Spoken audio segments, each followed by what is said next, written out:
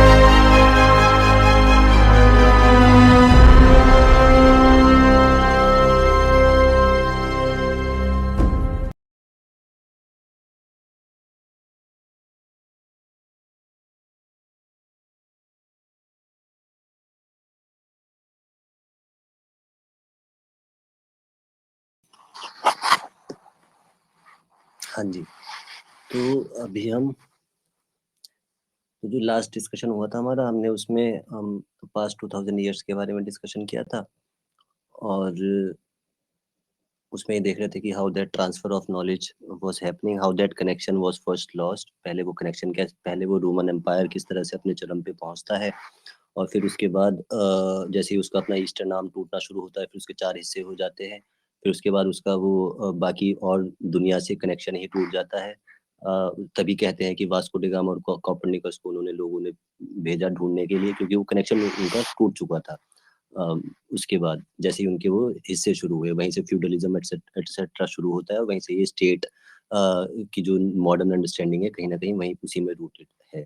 उस पे चर्चा करी थी और फिर उसके बाद देखा था कि वो कनेक्शन फिर अरब स्कॉलर्स और फिलोसोफर्स के माध्यम से किस तरह से वो दोबारा से कनेक्शन स्थापित होता है at around 12th 13th 14th century.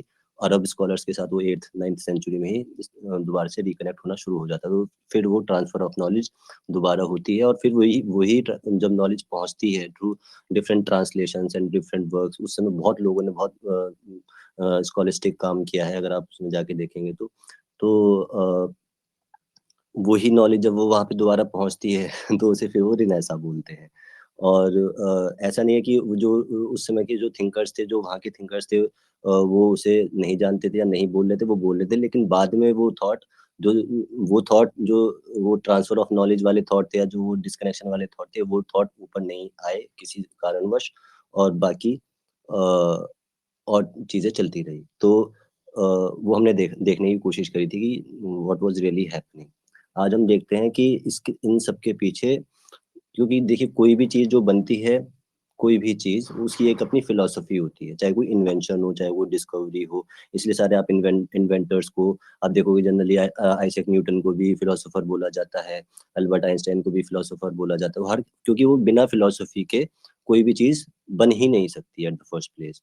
तो जो भी स्टेट फॉर्मेशन होता है, जैसे आज नेशन नेशन स्टेट का कॉन्सेप्ट है, पहले देश का कॉन्सेप्ट था, तो उन सबकी अपनी फ़िलॉसफ़ी होती है। तो उस फ़िलॉसफ़ी को जाने बिना हम यह नहीं समझ सकते कि डिफीट तो दूर की बात है, हम उसे पूरी तरह से पर्सीव भी नहीं कर सकते। तो इसलिए हम फिलोसॉफिकल गेम के बारे में देखते हैं कि what was really happening in terms of philosophy. इसमें हम थोड़ा-सा और पीछे जाएँगे, पीछे से शुरू करेंगे इंडियन फिलॉसफी से, because Indian philosophy is the ultimate philosophy. I'm not saying it because I'm an Indian, but because it has been established, it has been established and by other philosophers also, and it is a realized fact for me also. So yeah, so Indian philosophy से शुरू करेंगे और अगर आप पढ़ेंगे भी Indian philosophy को sincerely तो आप भी इसी कंक्लूजन पे निकल के आएँगे। तो एंड वील साबित भी करेंगे इसके एंड में कि हाँ, किस तरह से और लोगों ने इसे एस्टेब्लिश भी किया है briefly. Yes. Indian philosophy, that is Sanatan Dharma, or like it is a philosophy. देखो ठीक है आपने ये पूछा, क्योंकि हम सबसे पहले यह वो कर देते हैं क्लैरिफाई कि देयर्स अ डिफरेंस। अब जब मैं फिलोसफी कह रहा हूँ that's a very shallow term, और फिलोसफी का जो हिंदी इक्विवेलेंट होता है वो होता है दर्शन। अब तो दर्शन मतलब विजन, कि उसने देखा, जैसा किसी फिलोसोफर ने देखा, मतलब जैसा किसी जीवात्मा ने देखा। तो वही जो आप बात करते हो ना, eyes to see, not everyone has the eyes to see. तो वो उस जिसके पास वो आई आ गई देखने की, जिसने वो दर्शन कर लिया, उसने वो अब सुनी हुई बात नहीं है, उसने वो दर्शन की हुई बात है। तो उसे उसे दर्शन शास्त्र कहा जाता था। तो अब ये इंडियन फिलोसफी जो है वो आज का टर्मिनोलॉजी है, लेकिन अब सनातन जो है, सनातन देखो एक अम्ब्रेला है। सनातन धर्म, सनातन तो मतलब ना वो इंडिया का है ना वो किसी और देश का है। सनातन किसी का नहीं हो सकता है, क्योंकि सनातन सबका है। सनातन इज एन अम्ब्रेला।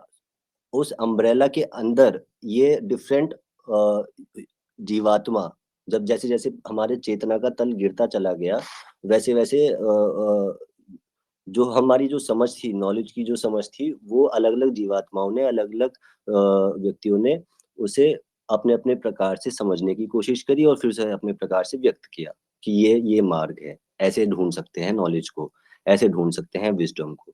तो इस जद्दोजहद में एक नहीं, बहुत सारे, जिसमें से 6 मेन बोले जाते हैं, लेकिन कम से कम सैकड़ों स्कूल्स ऑफ फिलोसफी हिंदुस्तान में पनप रहे थे। और यही बात ये भी दर्शाती है कि यहाँ पे कितना मतलब थॉट के लिए अकोमोडेशन था। जैसे अभी हम देखेंगे भी कि सोक्रेटिस को कैसे मार दिया गया था, जहर का प्याला पिला दिया गया था। तो वहां पे अगर कोई नई बात बोलता था तो वो अकोमोडेशन नहीं होता था, because they were living in dark ages, और हम जो है वो फ्रीडम और इन्फिनिटी को जानते थे। तो अ, तो वो जब वो सनातन की समझ होगी, तभी ये इतने सारे विचार पनपने दिए जा सकते हैं किसी भी सोसाइटी में, अन्यथा वो समझने ही नहीं दिए जाएंगे, आपस में मतभेद बहुत होगा।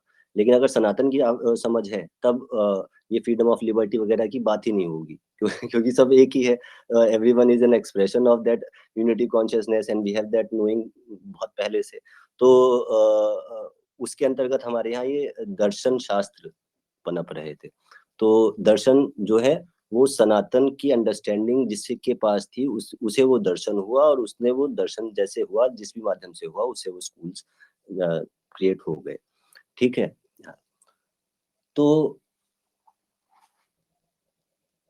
इंडियन फिलोसफी या दर्शन शास्त्र, तो we should understand some aspects of Indian philosophy. हमें बाकी मैं बहुत ज्यादा तो फिलोसॉफिकल अभी हम यहाँ पे चर्चा नहीं करेंगे, हम बहुत वाइड पर्सपेक्टिव से चीजों को समझने की कोशिश करेंगे, जो जितना जितना अभी फिलहाल जरूरी होगा। तो उसमें सबसे ज्यादा जरूरी होता है कि नॉलेज कैसे रिसीव करी जाती है या कैसे डिसिफर करी जाती है, उसके क्या टूल्स होते हैं। आज तो हम, और आज हमारे पास वही चीज नहीं होती, इसलिए हम किसी की भी धारा में बह जाते हैं, क्योंकि हमें ये नहीं पता होता कि what are the different ways of achieving knowledge, और what are the different ways of gaining knowledge. मतलब categorically we can not categorize them, although we may be using each one of them, लेकिन हम उन्हें categorically categorise नहीं कर पाते। तो सबसे पहले हम उसकी एपिस्टीमियोलॉजी समझेंगे, इसे अगर इंग्लिश में कहना हो तो जिसमें जिसे हमारे भारतीय दर्शन में कहा गया प्रमाण। तो प्रमाण literally means proof and means of knowledge, कि इसका प्रूफ क्या है, और या इस यहाँ तक तुम कैसे पहुंचे, इस निष्कर्ष तक कैसे पहुंचे।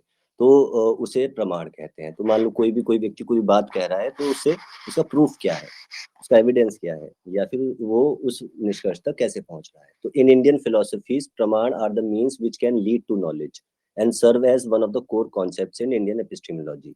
It is a theory of knowledge, मतलब नॉलेज की theory, and encompasses one or more reliable and valid means by which human beings gain accurate and true knowledge.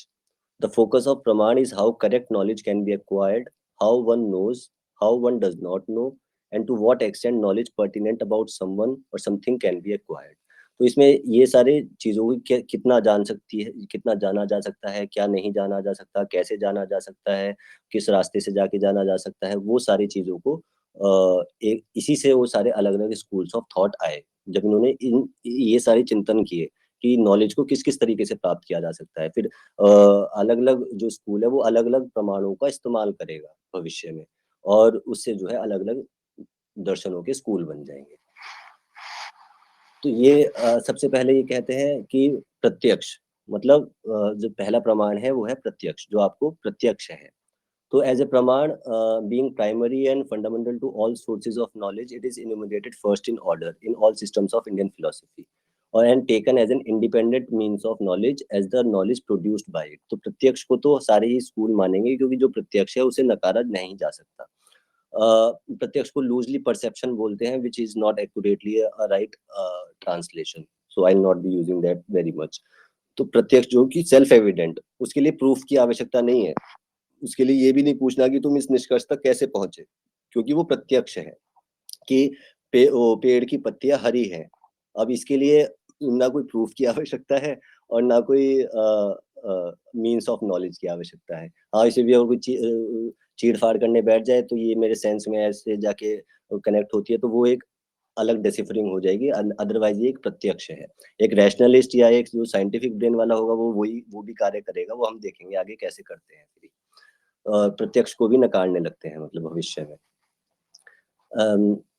जैसे अभी मान लो किसी की मृत्यु हुई, किसी दवाई खाने से किसी की मृत्यु आधे घंटे बाद हो गई तो कहेंगे नहीं इस दवाई से कुछ नहीं हुआ, इसका असर ये वो प्रत्यक्ष दिख रहा है, लेकिन नहीं इसका नहीं हुआ, इसका तो हम पहले पूरा जांच करेंगे, फिर उसके बाद उसमें कुछ भी हम घपला भी कर सकते हैं, घोटाला भी कर सकते हैं। तो that is how this all game is being played without मतलब while ignoring this प्रत्यक्ष थिंग। तो all other sources of knowledge pre suppose perception, जितनी भी सारी नॉलेज होती है उसके लिए प्री रिक्विजिट है मतलब प्रत्यक्ष प्रमाण। जब तक कोई प्रत्यक्ष प्रमाण नहीं होगा तब तक आप कोई भी नॉलेज प्राप्त ही नहीं कर सकते।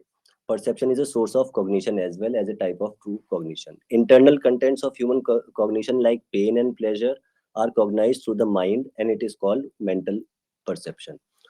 तो ये पहला हमारा हो गया जिसमें उन्होंने प्रत्यक्ष प्रमाण को उन्होंने कहा। दूसरा कहते हैं वो अनुमान, कि अब अनुमान लगाया जाए कि अच्छा इसका ये ऐसे हो सकता है, और वो अनुमान भी मतलब लॉजिकल हो, ऐसा कि Indian logic has been widely accepted or universally accepted by all the philosophers कि Indian logicians were the greatest one, so quote unquote. So अनुमान, तो सेकंड जो आता था ये अनुमान, आजकल कह देते हैं उसे इन्फ्रेंस। इन्फ्रेंस में क्या है कि जैसे मान लीजिए आपने कहीं पे आग, कहीं पे धुआं देखा, तो आप कहोगे कि वहाँ पे आग लगी है, तो वो आपका इन्फ्रेंस है। लेकिन वहाँ पे हो सकता है आग 24 घंटे पहले लगी हो, आग अब बुझ चुकी हो और अब केवल उसका धुआं बाकी हो। तो that is how the second information. यही सोक्रेटिस एक्सेट्रा बाद में यूज करेंगे इन सब चीजों को। तो अभी हम ब्रीफली देख रहे हैं कि पुरानी एपिस्टेमोलॉजी क्या थी और अब की एपिस्टेमोलॉजी क्या हो जाएगी आते आते। तो अनुमान means after knowledge, it is a source in which knowledge is obtained after proof, कि वहां पे धुआं उठ रहा है तो वो प्रूफ है, लेकिन वो अब मैं जाके देखूंगा तभी वो सत्य स्थापित कर पाऊंगा। अभी दूर से खड़े खड़े अगर मैं ये कह दूं कि आग लगी है, तो वो हो सकता है कि आग अब बुझ चुकी हो, केवल अब धुआं बाकी हो। सो नॉलेज डिराइव्ड थ्रू अनुमान इज नॉट डायरेक्ट। तो दूसरा ये है, इसमें नहीं जाते फिलहाल। फिर तीसरा है शब्द या टेस्टिमनी, जिसमें स्क्रिप्चर्स एक्सेट्रा भी आ जाते हैं। तो अब लेकिन इसमें इम्पोर्टेंट है कॉम्पिटेंट स्पीकर। अब ये सेंस ऑफ डिस्क्रिमिनेशन लोगों को अभी फिलहाल नहीं है, इसीलिए वो शाब्दिक प्रमाण ना तो मतलब ग्रहण कर पाते हैं और ना वो anyways. So Indian epistemology not only recognizes shabd, that is hearing the utterance of a competent speaker as a praman, but also as a decisive source of our cognitions about all those matters that transcend the limits of possible sensory experience. तो यहाँ पे शब्द को भी पूरी सांख्य जो है वो सबसे बड़ा योग बताया गया है और उसमें भी शब्द को प्रमाण माना गया है। लेकिन वो कॉम्पिटेंट स्पीकर अगर कोई आपसे कोई बात कह रहा है जो उसके लिए वो सेल्फलेसली कोई अगर आपसे बात कर रहा है, तो उसे बिल्कुल प्रमाण मानना चाहिए।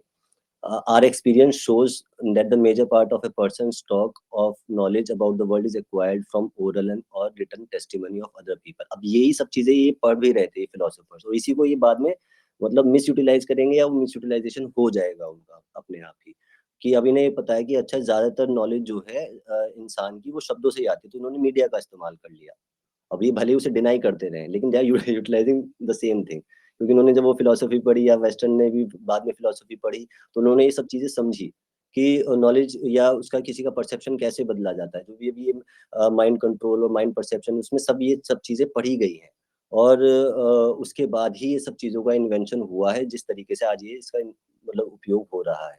तो क्योंकि ये लोग जानते हैं कि ज़्यादातर लोग, majority of the person's stock of knowledge about the world is acquired from oral or written testimony of other people। तो सबसे पहले उन्होंने न्यूज़पेपर को हथियाया, रिटन टेस्टिमनीज है वो, किसी लेखक ने अगर लिख दिया या किसी राइटर ने अगर लिख दिया तो उसे बिल्कुल सत्य मान लिया जाएगा, अखबार में छपी है। और अखबार वाले अपनी गलतियां खुद ही स्वीकार लेते हैं 2-2 हफ्ते बाद या 1-1 दिन बाद ही। तो लेकिन वो मान ली जाती है, तो उन्हें वो पता है कि how this general mass psychology works. और या फिर वो सुन के, तो रेडियो रेडियो लेके आए, फिर उसके बाद वो टेलीविज़न का इस्तेमाल हुआ, फिर उसके बाद वो अब तो कोई भी बैठ के कुछ भी बोल रहा है और उसे ज्ञान माना जा रहा है। अब उसे कॉम्पिटेंट स्पीकर कुछ, क्योंकि वो नहीं, हम इतना डिस्टिंग्विश कर नहीं पाते, तो वो फिर वो कहेगा ये तो बोल रहा है और हमने यूट्यूब पे देखा था anyways. So this is how they have also utilized this शब्द while ignoring it in the public. वैसे मना करते हैं कि शब्द जो है बेकार है, लेकिन उसका इस्तेमाल करते हैं। So testimony has been recognized as an independent source of knowledge by almost all schools of Indian philosophy, but of a competent speaker. That is the most important thing. ये नहीं कि किसी के भी शब्दों को मान लिया जाए। Then the fourth one was उपमा, जहाँ पे आप कंपैरिजन करते हैं, जैसे एनालॉजी देते हैं कि हमने वो एक रस्सी देखी, वो सांप, अंधेरे में सांप लगी, या वो कोयला जो है वो सोने की तरह चमक रहा था। तो इस तरह से हम जब वो कंपैरिजन, तो मैंने बड़े वेग से कंपैरिजन दी है, तो जब आप कंपैरिजन एस्टेब्लिश करते हो तो वहाँ से भी आप नॉलेज रिसीव करते हो। दो चीज़ों को आप जब आपस में एक दूसरे से कंपेयर करोगे, मतलब ऑब्जेक्टिवली, नॉट सेल्फिशली, ऑब्जेक्टिवली। तो इन उपमान, knowledge of an object is determined by comparing it with another similar kind of object. ठीक है। द अदर वन इज अर्थपत्ति। अर्थपत्ति में क्या है कि इसमें दो फैक्ट को लिया जाएगा, जो दो फैक्ट होंगे ऑलरेडी, या वो उनमें उनके अंदर कोई कॉन्ट्राडिक्शन होगा, और उस कॉन्ट्राडिक्शन से फिर एक नया कंक्लूजन निकाला जाएगा। तो दैट इज अर्थपत्ति। जैसे देवदत्त, मतलब ये एग्जाम्पल पुराने समय में दिया जाता था शायद, कि देवदत्त मोटा है। देवदत्त जो है, ये तो पहला वाक्य हो गया। आज भी आते होंगे ना ये एग्जाम वगैरह जो होते हैं, उसमें इस तरह के आते हैं कि डिराइव करिए। तो देवदत्त जो है मोटा है, देवदत्त जो है दिन में नहीं खाता। ये दो अलग-अलग वाक्य हैं।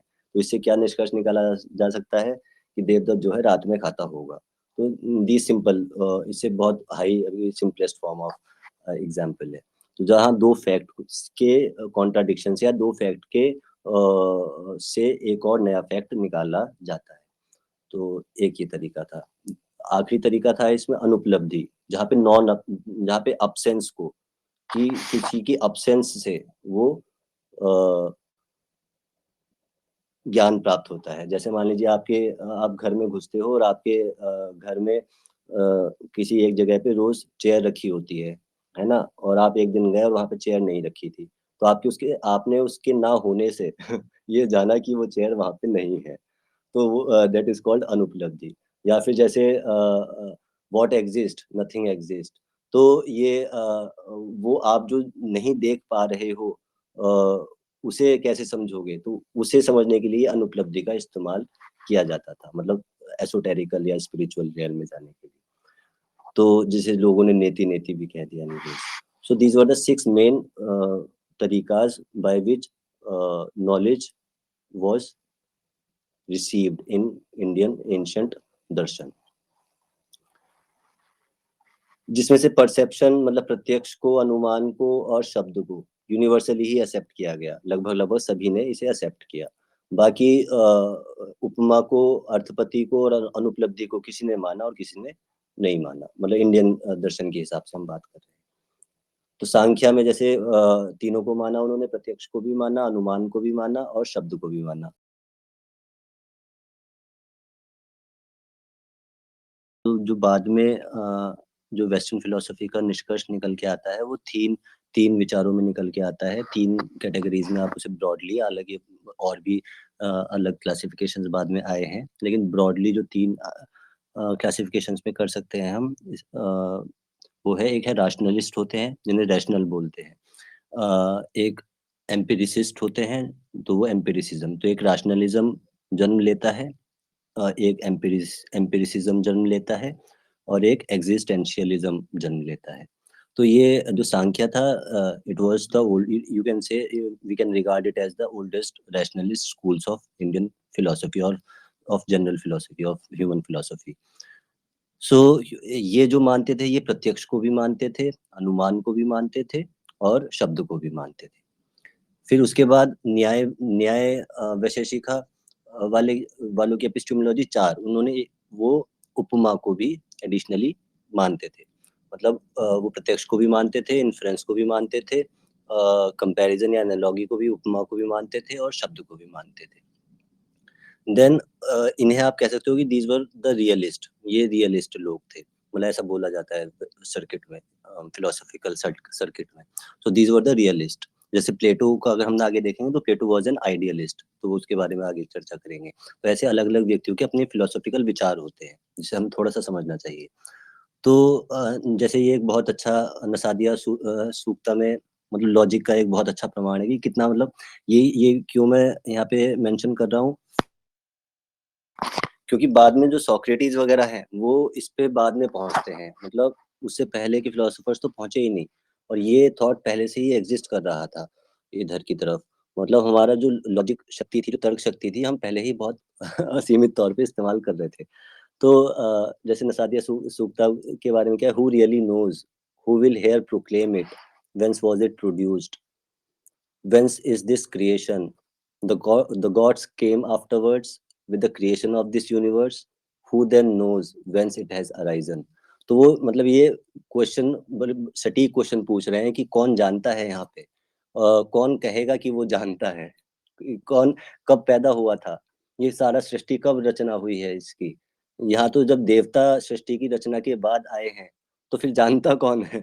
तो या if he has created it और if not, he verily knows or maybe he does not।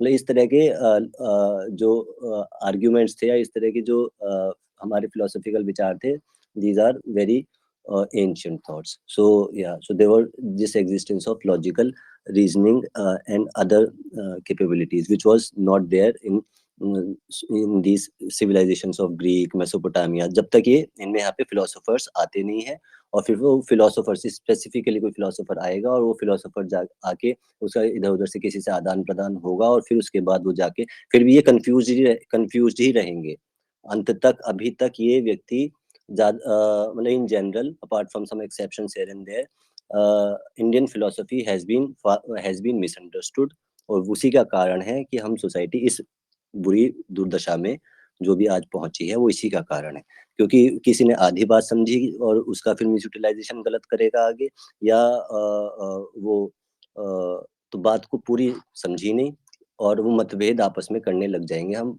आने वाले समय में। यहाँ पे कोई मतभेद नहीं हो रहा, यहाँ पे जानने के अलग अलग तरीके हैं।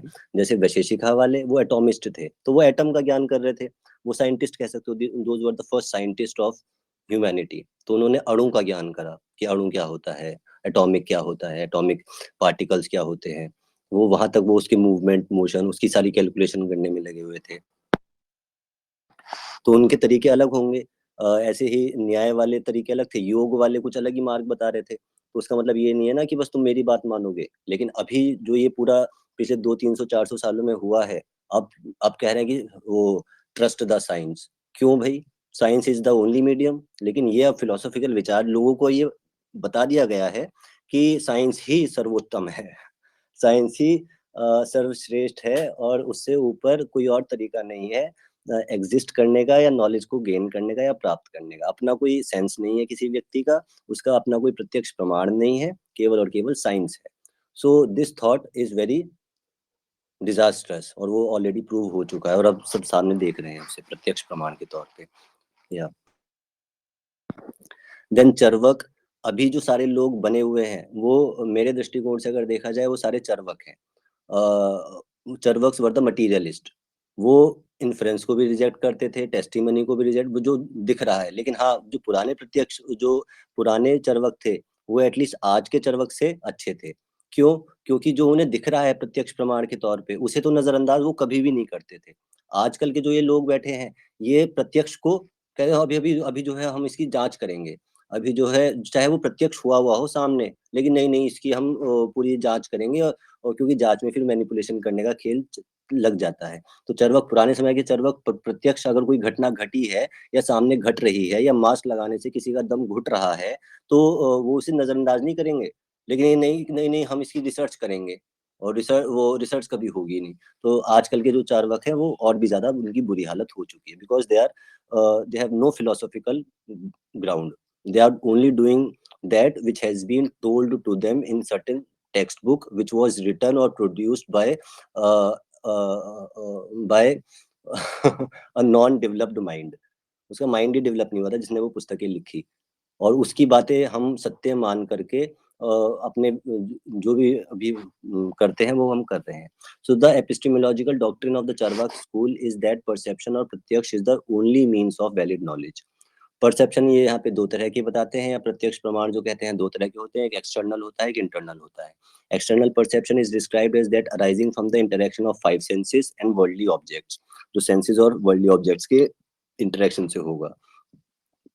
while internal perception is described by this school as that of inner sense, the mind। और इसी अंडरस्टैंडिंग को ग्रीक वाले, और फिर उसके बाद ये माइंड बॉडी इसमें अटके रहेंगे ये लोग ज्यादातर, कि माइंड, कुछ चीजें हम माइंड से समझ पाते हैं तो उसे रैशनलिस्ट बोल देंगे, नहीं नहीं कुछ कहेंगे कि हम इसे सेंसेस से समझ सकते हैं, एक्सपीरियंस से समझ सकते हैं, तो उसे एम्पिरिसिस्ट बोल दिया जाएगा। तो बाद में यही चार्वाक स्कूल दो पार्ट में विभाजित हो जाता है, और उसका जो घोल मट्ठा पैदा होता है, उससे साइंस का जन्म होता है। तो या तो इन्होंने इन्फ्रेंस को भी, ये मतलब इन्होंने बाकी सारे पांचों प्रमाणों को रिजेक्ट कर दिया। Charvaka philosophical Indian materialist school rejected the notion of an afterworld. यही आज भी देखोगे यही हो रहा है चारों तरफ। किसने देखा है आफ्टरवर्ल्ड? तो ये चारवाक, पूरे एग्जैक्टली चारवाक हैं ये लोग। चारवाक इनके मतलब पूर्वज थे, तो आज दोबारा से चारवाक रिबॉर्न हो चुके हैं। तो they rejected the notion of an afterworld, they rejected karma, they rejected liberation, क्योंकि देखा नहीं, the authority of the sacred scriptures, the Veda, and the immortality of the self. तो यहाँ से वो शुरू हो गया, और यही अब दोबारा से रिटर्न हो गए। और अब वही मृत्यु का भय, क्योंकि जब भी किसी को अपनी मॉर्टैलिटी का पता होगा तो उसमें भय ही नहीं रहेगा, लेकिन यहाँ से वो चीज उत्पन्न होती है। Anyways, what was happening elsewhere. अभी तक तो हमने इंडिया के बारे में देखा कि इंडिया के क्या क्या प्रमाण थे, 6 प्रमाण थे, और उसमें फिर वो अलग अलग स्कूल किस तरह से कोई किसी प्रमाण को मानता है और कोई किसी प्रमाण को मानता है, और उन्हीं की प्रजातियां आज भी देखने को मिलती हैं, जिसमें सांख्या सबसे ज्यादा लुप्त हो चुका है। वैशेषिका आप इन्हें साइंटिस्टों को कह सकते हो। चारवाक तो मैं बता चुका हूँ मटेरियलिस्ट है। ये योग वाले तो अब बचे नहीं है, जो पूरी अच्छी तरह से उसकी पालन करे। तो ये आज भी आपको देखने को मिलेंगे, लेकिन चारवाक ज्यादा in majority.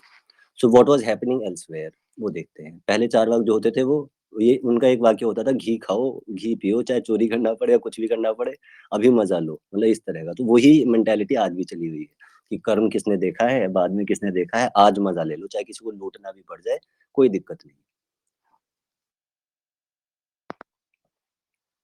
So what was happening elsewhere, ये तो हमने इंडियन की बात करी, अब बाकी जगह की देखते हैं कि और जगह क्या हो रहा था। तो वेस्टर्न फिलोसफी में फिलोसफी शुरू होती है थेल्स से। थेल्स को ही बोला जाता है, he was one of the first philosophers. ये तो ऑफ द वर्ल्ड ही कह देते हैं, लेकिन हम तो देख ही रहे हैं कि वो उससे पहले एग्जिस्ट करता था। So yeah so of western philosophy he was one of the first. Thales, Anaximander, Anaximenes, ये सारे लोग जो थे ये प्री सोक्रेटिस एरा में थे। फिर ये 600 बीसी के अराउंड का कालखंड है। फिर उसके बाद 500 बीसी के अराउंड ये सोक्रेटिस और प्रोटैगोरस, डेमोक्रिटस, एनेक्सोरस, ये सारे लोग आते हैं। हेराक्लाइटस, ये सब आते हैं। 400 बीसी के अराउंड डायोजेनीस, प्लेटो, अरिस्टोटल, यूक्लिड एटसेट्रा आते हैं। फिर आर्किमिडीज, एपिक्टेटस, ऑगस्टीन। ऑगस्टीन जो है 400 एडी के आसपास आते हैं। आर्किमिडीज जो है 300 बीसी के आसपास आते हैं। फिर थॉमस एक्विनस आते हैं, जो 400 एडी में ऑगस्टीन थे, फिर 1200 एडी में सेंट एक्विनेस है, क्योंकि बीच में डार्क एज थी जो हमने पिछली बार डिस्कस किया था। तो उस समय कोई पेगनिज्म डेवलप हो रहा था, उस समय पागलपन थे, सारे वहाँ पे पागल हो चुके थे और अंधकार में थे। So there was no philosophical war, और अगर कोई फिलोसफी दे भी रहा था तो उसे मार दिया जा रहा था, बिकॉज हर चीज का क्रिश्चियनाइजेशन हो चुका था। So the development of the Kabbalah took place in those years of dark age over there, which they were trying to then demolish, which people call it as Renaissance। तो उसे Renaissance बोल देते हैं, क्योंकि उससे पहले सोचने की वो खत्म कर दी गई थी लोगों की, और आज भी फिर से ही वो यही कर रहे हैं कि सोचने की क्षमता ही खत्म कर दो लोगों की।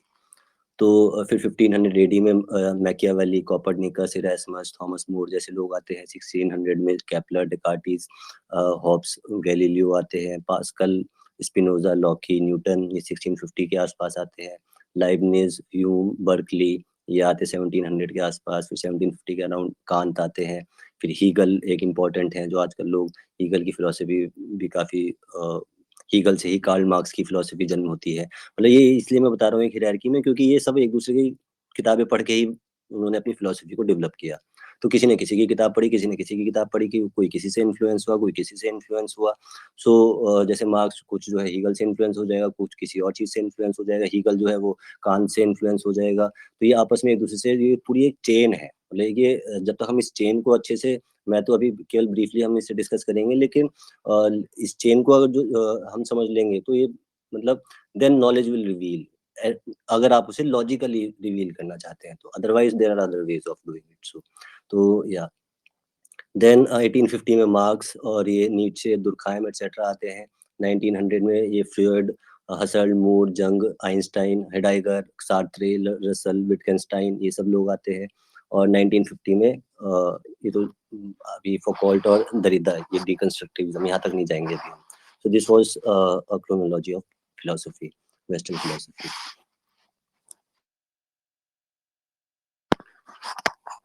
तो इसमें सबसे पहले प्री सोक्रेटिक फिलोसोफर्स, थोड़ा सा हम ग्रीक को बड़ा ब्रीफली देखेंगे, क्योंकि ये सारे आपस में कनेक्टेड है। अगर मैं केवल और केवल वेस्टर्न से शुरू कर देता 2000 साल में, तो वो कनेक्शन छूट जाता। तो ग्रीक्स की इंफॉर्मेशन कहीं ना कहीं इंडियन से इन्फ्लुएंस हुई, जो हमने पिछली बार भी देखा कि किस तरह का वो उनका कॉन्वर्सेशन था, और ऐसे और भी वहाँ पे उनके एक्सचेंज ऑफ इंफॉर्मेशन चल रहा था। तो इसलिए हमें वो इंडियन स्कूल सबसे पहले, क्योंकि दैट इज द बेसिस। उसमें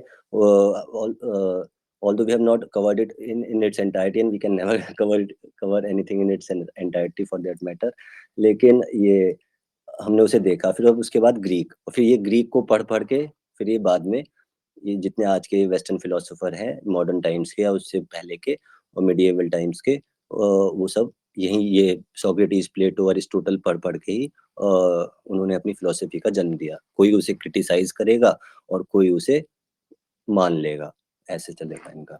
कोई उसका शिष्य बन जाएगा और कोई उसका क्रिटिक बन जाएगा। तो पहले प्री सोक्रेटिक फिलोसोफर्स, तो ग्रीक में मतलब उस समय की हालात भी आपको पता लग जाएंगे कि थॉट प्रोसेस क्या था, किस तरह का थॉट प्रोसेस था ग्रीस का before Socrates 500 BC.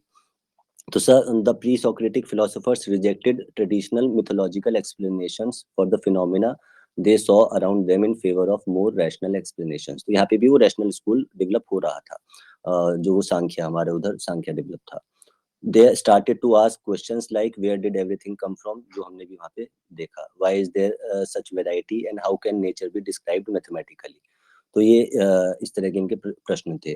They tended to look for universal principles to explain the whole of nature। तो यहाँ पे वो universal principles को जानने की कोशिश कर रहे हैं। Problems और paradoxes को identify कर रहे हैं कि what are the problems and what are the paradoxes। तो this was the era of pre-Socratics। Then इसी कालखंड में there was a race of finding the most suitable candidate that is ever pervading। I use this word ever pervading, I don't know। So yeah, so finding the most suitable candidate that is ever pervading। तो वो जानने की कोशिश कर रहे थे कि क्या है जो सबका सब में बहता है, या इन्होंने तो मतलब ये वर्ड यूज नहीं किया होगा, नहीं किया था, लेकिन ये क्या है जो वो सभी को कनेक्ट करता है। तो they were trying to find out that। तो Thales of Miletus identified water as the arche. तो यहाँ पे आर्क ढूंढ रहे थे ये। Arche they defined as the cause of everything, जैसे हम कॉजल बॉडी की बात करते हैं। सो इन्होंने उसे आर्क का नाम दिया। आर्क इन्होंने वैसे किसी और कंटेक्स्ट में दिया होगा, लेकिन कभी हम फिलोसफी को और डिटेल में बात करेंगे तो हम आर्क की बात कर लेंगे। तो ये इन्होंने थेल्स ऑफ मिलेटस ने क्या है वाटर को आर्क बताया कि all is water, everything is water. His use of observation and reason to derive this conclusion is the reason for distinguishing him so and so. And then Thales का student आया Anaximander, उसने क्या कहा, उसने कहा नहीं, इट वाज एपिरॉन. एपिरॉन को उसने क्या कहा, इनफाइनाइट. तो उसने एक इनफाइनाइट नाम दिया कि the arche is infinite which is ever pervading. Then following both Thales and Anaximander, Anaximenes आए, उसने कहा air, air is the most suitable candidate for it.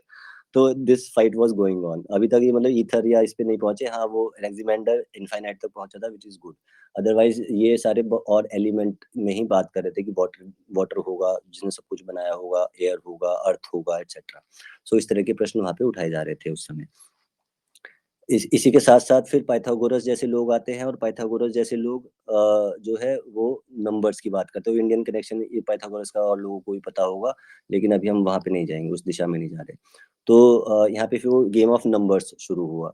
तो पाइथागोरस वॉज एन आयोनियन, मतलब ये टर्किश साइड में, eastern side of Roman Empire, अगर हम पिछले दृष्टिकोण से बात करें तो Pythagorean hold that all is number. यहाँ पे ये वो एयर वाटर और उसकी बात कर रहे हैं, यहाँ पे वो कह रहा है कि everything is number, giving formal accounts in contrast to the previous material. जो पहले वो मटेरियल की बात करते थे, वो मटेरियल क्या है वो कभी और बात करेंगे. फिर यहाँ पे ये जो हमारा संगीत का सिस्टम था, वो इन्होंने वो भी थोड़ा थोड़ा समझना शुरू किया. और discovery of consonant intervals in music by the group enabled the concept of harmony. तो यहाँ से ये हार्मनी तक पहुंचे कि एवरीथिंग इज हार्मोनाइज्ड. और and they try to establish this harmony in philosophy through philosophical mediums. And they also believed, ये Pythagoras also believed in reincarnation, transmigration of soul. So ये या पाइथागोरियंस जो बाद में पाइथागोरियंस भी बने, वो भी जनरली ये सब बातों में यकीन करते थे. वो यही काम करने की कोशिश कर रहे थे, हार्मनी डेवलप करने की कोशिश करते, क्योंकि उन्होंने वो नंबर और वो पैटर्न और वो सब कुछ जानने की कोशिश करी थी. और वो इंटरवल्स क्या होते हैं, वो किस तरह से एक रिदम क्रिएट करते हैं. तो और जब उसका जानकारी होगी तो reincarnation will become self evident. उसे आप नकार ही नहीं सकते, क्योंकि फिर everything is happening in pattern. So for a mathematician, real mathematician, जैसे कि ये पाइथागोरस या पाइथागोरियंस का था, वो यहाँ तक पहुंच ही जाएगा. तो they used to believe in that. इसके बाद से फिर सोक्रेटिक एरा का शुरू होता है. और सोक्रेटिस की बहुत सारी कहानियां, लेकिन अभी हम कहानी वगैरह में नहीं जा रहे.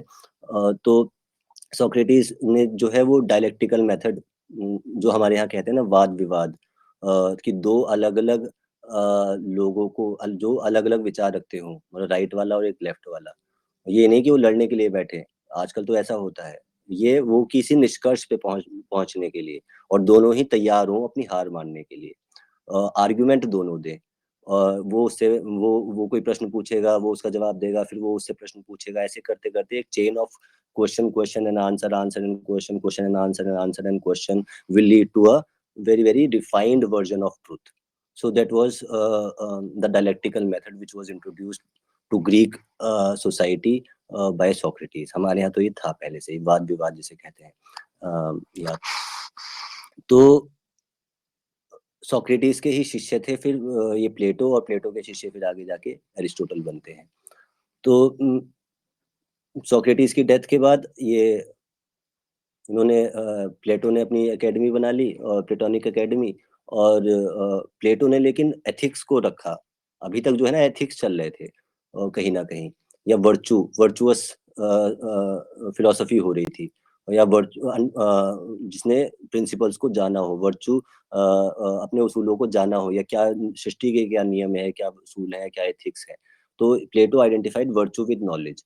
तो ये इसने वर्चू को ही नॉलेज माना कि जो जितना वर्चुअस लाइफ जिएगा या जो वर्चुअस होगा वही सत्य है, वही ज्ञान है. So this led him to questions of epistemology on what knowledge is and how is it acquired.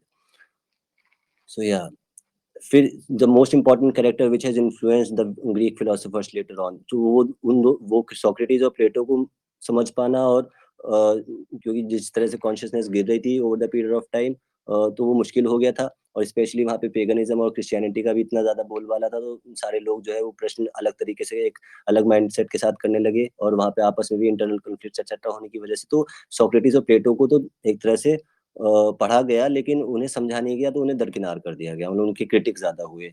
और तो एरिस्टोटल लेकिन इनके काम का बंदा था, तो एरिस्टोटल के फिर आगे बहुत सारे एरिस्टोटेलियन स्टांस चलेगा, यहाँ से फिर वो स्टार्ट ऑफ द शिफ्ट आप कह सकते हैं जो हुआ, मतलब he was the germ, he was the root. बाकी वो लोग जो है फिर भी they were trying to understand something from a big perspective. लेकिन ये यहाँ क्या कहते हैं कि politics is the highest art. तो यहाँ से जो ये पॉलिटिकल जो आप हम कल परसों भी कभी बात कर रहे थे कि why politics is very important because it has been made so quote unquote over the period of time, कि पॉलिटिक्स को इतनी ज्यादा, क्योंकि एरिस्टोटल का विचार बाद में सभी लोगों ने एक्सेप्ट करते चले गए, आखिरी तक एरिस्टोटल को सभी ने पढ़ा नियरली, मतलब 90% of the western enthusiast knowledge enthusiast must have read Aristotle at some point in time। आजकल तो नहीं, आज से 50 साल पहले की बात है या 100 साल पहले की। तो ये एरिस्टोटल जो है, Aristotelian logic was the first type of logic to attempt to categorize every valid syllogism। His यहीं से फिर empiricism का जन्म होता है। हालांकि ये पूरी तरह से empiricist नहीं कहेंगे, लेकिन जन्म होता है केवल। तो जैसे इनके क्या सिद्धांत आ रहे थे, इनके आधे एरिस्टोटेलियन लॉजिक क्या है, ऑल मैन आर मॉर्टल, ये पहला स्टेटमेंट हो गया। सोक्रेटिस इज अ मैन, ये दूसरा हो गया। Therefore Socrates is मॉर्टल। तो इस तरह से इसने उस समय लॉजिक को किस तरह से प्राप्त किया जाए, नॉलेज को किस तरह से प्राप्त किया जाए, उस तरह का इसने लॉजिक दिया। And it was a revolutionary thing over there. या so Aristotle saw politics as the highest art, as all other pursuits are subservient to its goal of improving society। तो यहाँ पे वो बना दिया गया पॉलिटिक्स को highest art form. The state should aim to maximise the opportunities. यहाँ से स्टेट जो आज की मॉडर्न अंडरस्टैंडिंग है नेशन, यहाँ से वो शुरू होती है। यहाँ तक तो हम पढ़ रहे थे कि क्या वाइडर स्पेक्ट्रम है और किस तरह से फिलोसफी की तरह की जा रही थी। अब यहाँ से जो हो जाएगी वो पॉलिटिकल फिलोसफी शुरू हो जाएगी।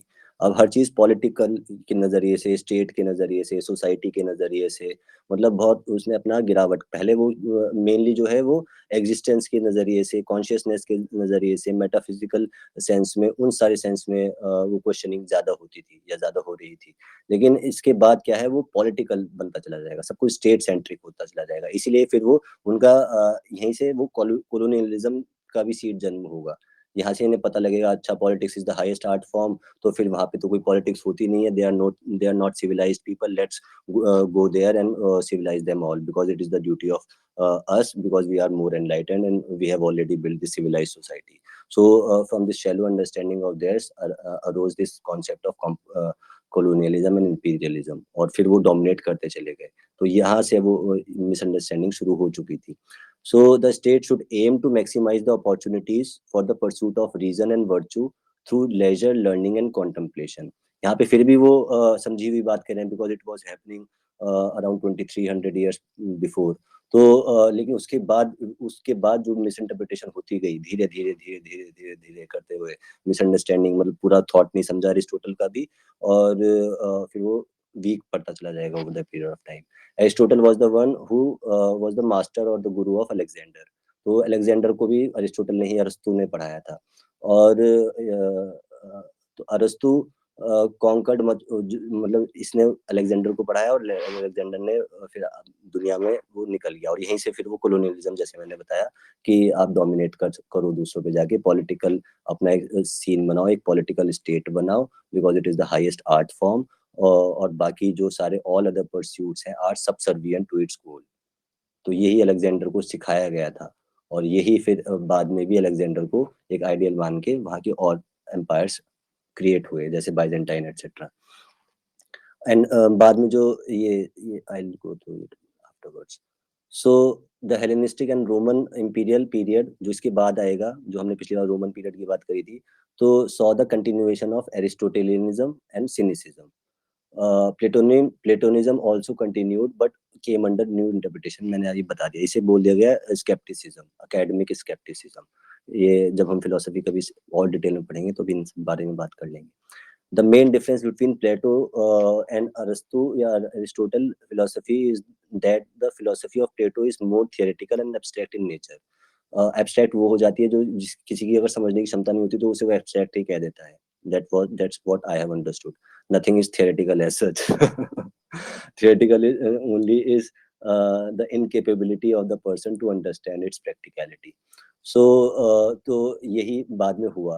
ये अरस्तु जो है उनकी थियरी को या उनकी सारे विचार को समझ नहीं पाया, पुराने लोगों के सारे विचार को समझ नहीं पाया और जो है वो थियोरेटिकल और एब्स्ट्रैक्ट कहना उसने शुरू कर दिया और या उसने नहीं कहा होगा, बाद के लोगों ने उसे फिर ये डिफरेंस बताया। तो the main difference between these and this is that philosophy of Plato is more theoretical and abstract in nature, whereas the philosophy of Aristotle is more practical and experimental in nature. तो यहाँ से वो practicality और थियोरेटिसिज्म का भी period शुरू हो जाएगा। देन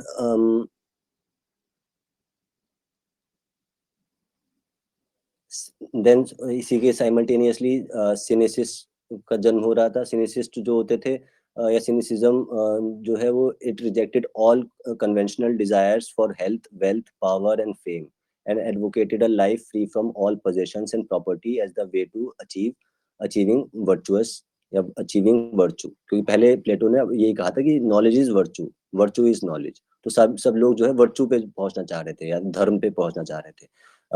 और ये जो कुछ लोग मतलब उनमें से जो लोग चाह रहे थे, तो जैसे यहाँ पे भी ये आजीविकाज जो इंडियन कल्चर में जो जैन एटसेट्रा एसेटिक कल्चर जो था, वो कल्चर यहाँ पे आजीविका एटसेट्रा के नाम से जाना जाता था और वहाँ पे जो है ये सिनिसिज्म के नाम से जाना गया, जिन्होंने सारी कन्वेंशनल डिजायर्स एटसेट्रा छोड़ दी। तो ये भी एक पैरेलली वहाँ पे कुछ लोग कर रहे थे, तो इससे सिनिसिस्ट जन्मे।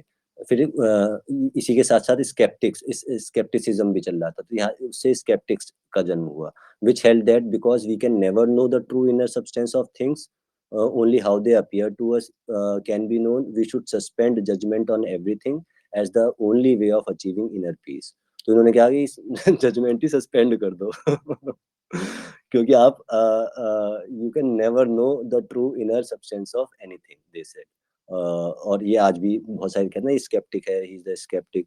तो sceptic is just trying to suspend the judgement because he has thought that nothing can be known in its truest sense, या truth can never be explored for that matter, so they tend to suspend their judgment on everything as the only way of achieving inner peace। ये कहते शांति नहीं मिलेगी वरना आप भटकते रहो। एक तरह से ठीक भी है। सो या तो स्केप्टिक्स का जन्म हुआ उससे। फिर एपिक्यूरियंस थे, इन्होंने क्या कहा कि whose main goal was to attain happiness and tranquility through leading a simple moderate life। तो यहाँ पे वो आ रहा है कि गृहस्थ वाली जो चीजें है वो यहाँ पे जन्म ले रही हैं। Then hedonist थे, hedonism which held that pleasure is the most important pursuit of mankind and that we should always act so as to maximize our own pleasure। तो यहाँ पे ये चार्वाक के ही भाई हैं कहीं ना कहीं, बंधु, और ये भी आज भी हेडोनिस्ट आपको मिल जाएंगे। और इसका भी फिर गलत इंटरप्रिटेशन, प्लेजर या हर व्यक्ति जो है वो यही मान रहा है कि pleasure is the most important pursuit of mankind. So ये भी कहीं ना कहीं हेडोनिज्म की छवि है या चार्वाकों की छवि है कि अपने प्लेजर को मैक्सिमाइज करो। मतलब वो उन्होंने अगर कहा होगा कि प्लेजर को मैक्सिमाइज करो वर्चू को ध्यान में रखते हुए, लेकिन आजकल वर्चू तो गया तेल लेने, बस अपने प्लेजर को मैक्सिमाइज करो। तो वो हमने विचार वो जो था वो एक विराट विचार था या एक वो बड़े तल से वो विचार किसी ने अगर दिया पुराने समय में, उसे हमने समझा नहीं और उसके बाद हम उसके एक छोटे से पहलू को लेके बैठ गए और हम अपने प्लेजर में ही लगे हुए हैं अभी तक। तो आनंद तो सबको ही लेना चाहिए, लेकिन आनंद के साथ साथ ये है कि उसके क्या पैरामीटर्स होंगे उसे प्राप्त करने के। तो फिर एक है स्टोइक्स का जन्म हुआ, स्टोइसिज्म। तो इन्होंने सेल्फ कंट्रोल और फोर्टिट्यूड सिखाया as a means of overcoming. तो दीज वर द स्पिरिचुअलिस्ट, मतलब वो तो एक फिलोसॉफिकल स्कूल्स थे और यहाँ पे जो है लोग जो है वो अपने चीजों को त्यागने के लिए भी तैयार है या कुछ जो है वो त्यागने के लिए तैयार नहीं है प्लेजर के लिए। तो these were different schools of philosophy which were developing there. तो यहाँ पे वो सेल्फ कंट्रोल और फोर्टिट्यूड सिखाते जैसे बुद्धिज्म में या इन सब चीजों में सिखाते हैं। तो ये इनर काम, और यहाँ पे ये कह रहे थे कि as a means of overcoming destructive emotions in order to develop clear judgement. यहाँ पे ये फर्क था। वहां पे वो कह रहे थे कि it is not possible. Skeptics were saying कि ये it can never be known, so suspend the judgment. यहाँ कह रहे हैं कि नहीं, we have to develop a clear judgment, and then only that inner calm and ultimate goal of freedom from suffering can be achieved. So this thought was also cultivating then इसके बाद new प्लेटोनिस्ट भी आए, तो इन्होंने जो है early Christianity पे अपना बहुत प्रभाव डाला, and thought the existence of an ineffable and transcendent one from which the rest of the universe emanates as a sequence of lesser beings. तो जो वो प्लेटो के जो सिद्धांत थे वो क्रिश्चियनिटी को अच्छे लगे। अच्छा, virtue is knowledge, knowledge is virtue, और उसने फिर और भी बातें करी थी। उसने ये एक वन रियलिटी की भी वो बात कर रहा है, और उसी वन रियलिटी को उन्होंने पीस मील में लेके और क्रिश्चियनिटी में न्यू प्लेटोनिस्ट ने अपनी अडॉप्ट करवाए, और वहीं से फिर वो आगे की क्रिश्चियनिटी और जितनी भी किताबें वगैरह लिखी गई वो सब इसी थॉट प्रोसेस और इन्हीं किसी ने किसी की बात मानी, किसी ने किसी की बात मानी, और सब ऐसे चल रहा था पीछे पीछे। देन इसके बाद started the mid evil period. तो medieval period is nothing but the mid evil, जो बीच में इविल है, और तो that is the mid evil period. तो मिड एविल पीरियड में क्या होता है वो देखते हैं। तो सबसे पहले हो रहा है द क्रिश्चियनाइजेशन। अब हर चीज का रोमन सर्किट में और वेस्टर्न सर्किट में क्रिश्चियनाइजेशन किया जाएगा।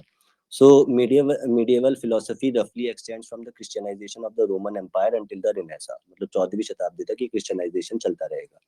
It is defined partly by the rediscovery and further development of classical Greek and Hellenistic philosophy. तो यहाँ से वो फिलोसफी को हायर करेंगे, रेंट पे लेंगे, और वो जो उनके सुटेबल थॉट लगेगा वो उसे ले लेंगे, और जो नहीं लगेगा उसे वो निकाल देंगे, something like that. And partly by the need to address theological problem. और यहाँ से भी फिर आप वो इंडियन कनेक्शन फिर देख सकते हो, और जब हमने वो पिछली बार भी देखा तो वैसे भी हम स्थापित कर सकते हैं। तो क्रिश्चियनिटी का भी वो इंडियन कनेक्शन आएगा ही आएगा। वो तो मतलब फिलहाल छोटे टाइम स्केल पे, बड़े टाइम स्केल पे जब हम देखेंगे तो उसमें इंडिया विल आल्सो लूज, मतलब as we know in today's times. So yeah, and partly by the need to address theological problems and to integrate the then widespread sacred doctrines of Abrahamic religion, Judaism, Christianity and Islam with secular learning. तो यहाँ से वो क्योंकि वो secular थे ही नहीं, वो तो पेगनिज्म कर रहे थे, तो इसीलिए उन्हें सेकुलरिज्म की जरूरत पड़ी। हमें तो कोई सेकुलरिज्म की जरूरत ही नहीं थी। हम तो पहले से ही कह रहे हैं कि वो truth is one, it is called by different names, everything comes from united consciousness.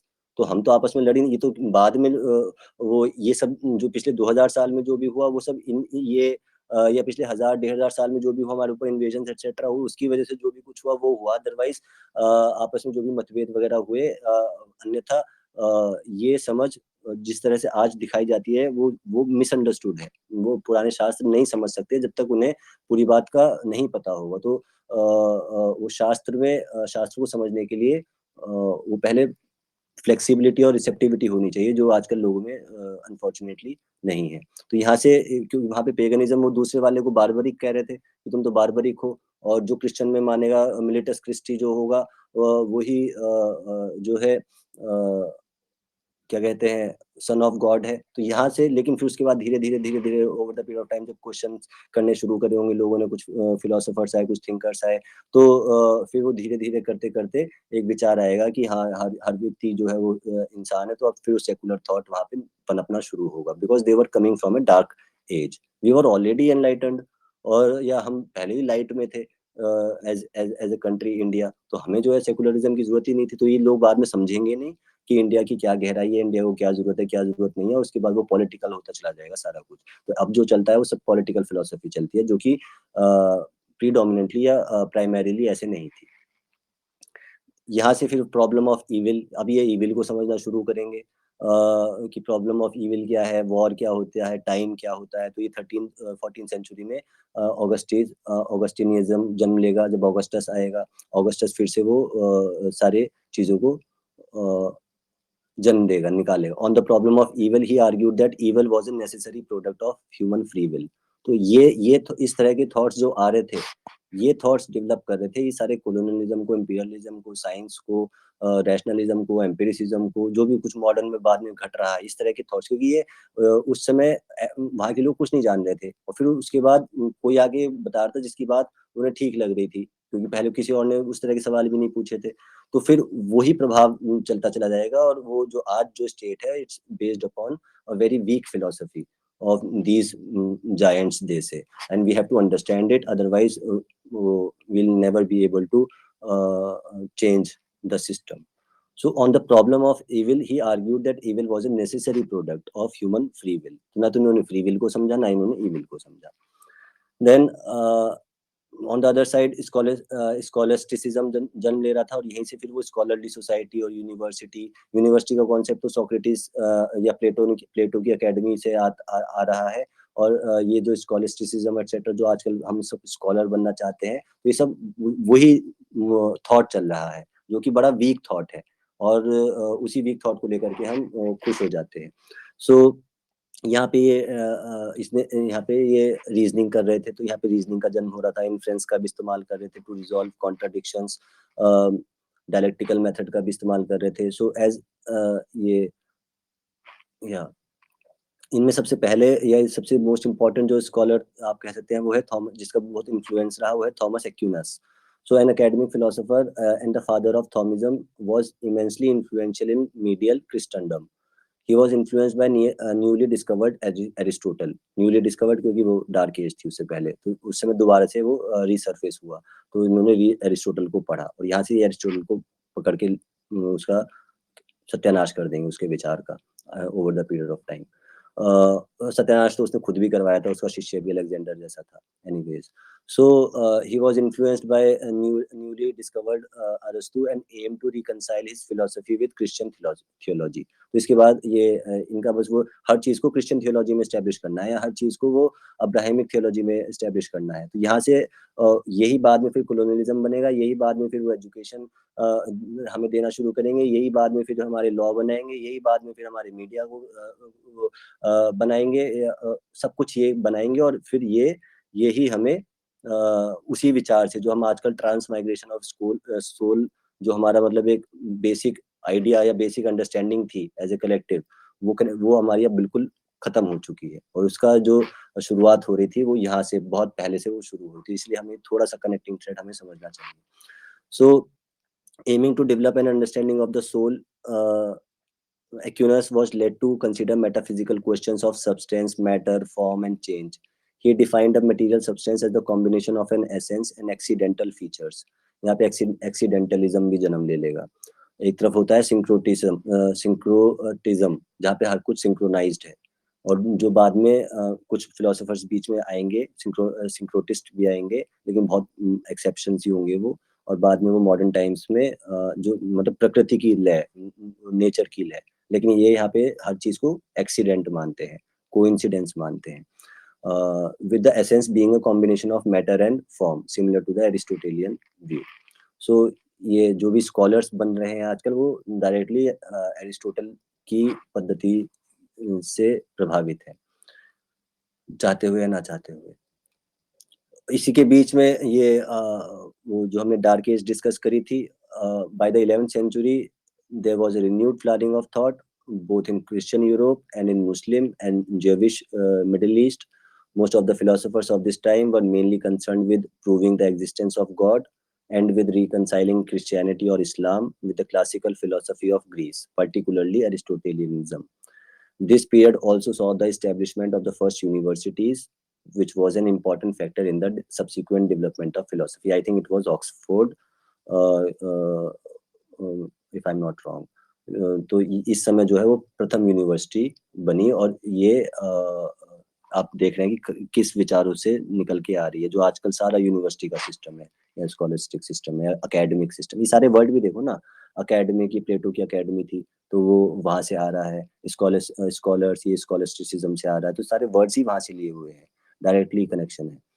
Then बीच में ये अरेबिक में क्या हो रहा था, क्योंकि फिर वही जो हमने पिछली बार पढ़ा था, इनके ये तो फिर अंधकार में थे कहीं ना कहीं, फिर ये अरेबिक फिलोसोफर से इनका आदान प्रदान होता है, और उस आदान-प्रदान के बाद ये थॉमस एक्विनास हमने एक पहले पढ़ लिया, लेकिन उस बाद में पढ़ना था। तो ये अरेबिक फिलोसोफर्स आएँगे निकल कर के, वो अपनी कुछ बातें बताएँगे और फिर उसके बाद वो ट्रांसलेशन एटसेट्रा होगा, फिर वो आगे जाएगा, फिर वो Greek because it was near to them, तो ग्रीक फिलॉसफी हो सकता है उस समय तक उन्होंने कुछ रिसर्फेस कर भी ली हो, वहाँ से कुछ स्क्रिप्चरल साइंसेज़ वगैरह मिला हो उन्हें। सो तो वहाँ से वो कंबाइन करके वो जन्म देंगे वेस्टर्न फिलॉसफी का। तो among the greatest Islamic philosophers, बीच में बस थोड़ी-सी हम Islamic philosophy, because Islamic philosophy came into picture first prior to the Western philosophy. So among the great Islamic philosophers of the medieval period were the Avicenna and the Averroes. क्योंकि renaissance आया 14th century में और ये 11th और 12th century और उससे पहले भी और भी लॉजिशियंस वहाँ पे आए थे। तो इन्होंने अविकेना tried to reconcile the rational philosophy of Aristotle and Neoplatonism with Islamic theology and also developed his own system of logic, now known as the Avicenian logic. He also introduced the concept of tabula rasa. और tabula rasa is important क्योंकि अभी बाद में John Locke was another philosopher which we'll look into briefly बाद में। तो उसी के मतलब he was one of the core, his thought process was one of the core foundations of the foundation of the states of America and other, ये जो भी बाद में स्टेट्स बनते हैं, जो भी कॉन्स्टिट्यूशन वगैरह बनते हैं, उसमें John Locke was one of the main culprits quote unquote. यहाँ पे लेकिन वो तबुला रासा का एक कॉन्सेप्ट देते हैं।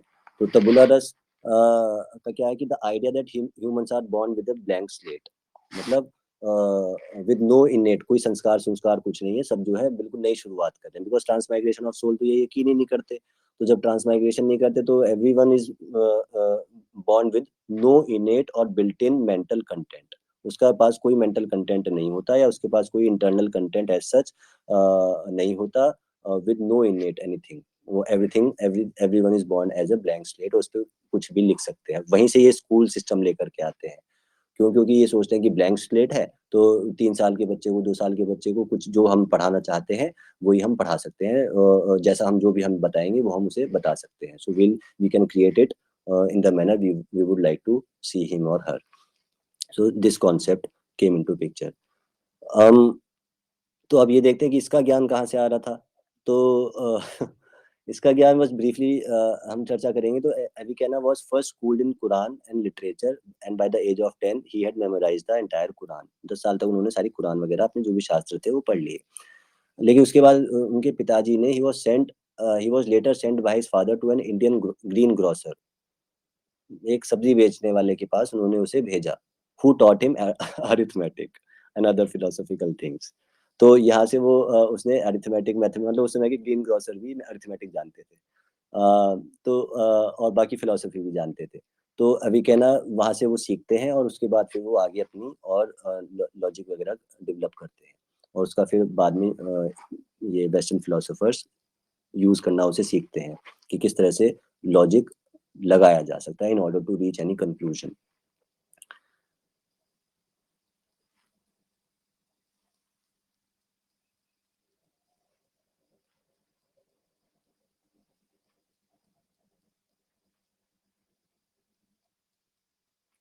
देन जो हम स्कॉलस्टिसिज्म की बात कर रहे थे उसमें रॉजर बेकन और फ्रांसिस बेकन, ये दो बड़े इंपॉर्टेंट नाम हैं। ये उनके उसमें ही सारा जो मॉडर्न साइंटिफिक मेथड है ये भी दो प्रभावशाली फिगर रहे हैं।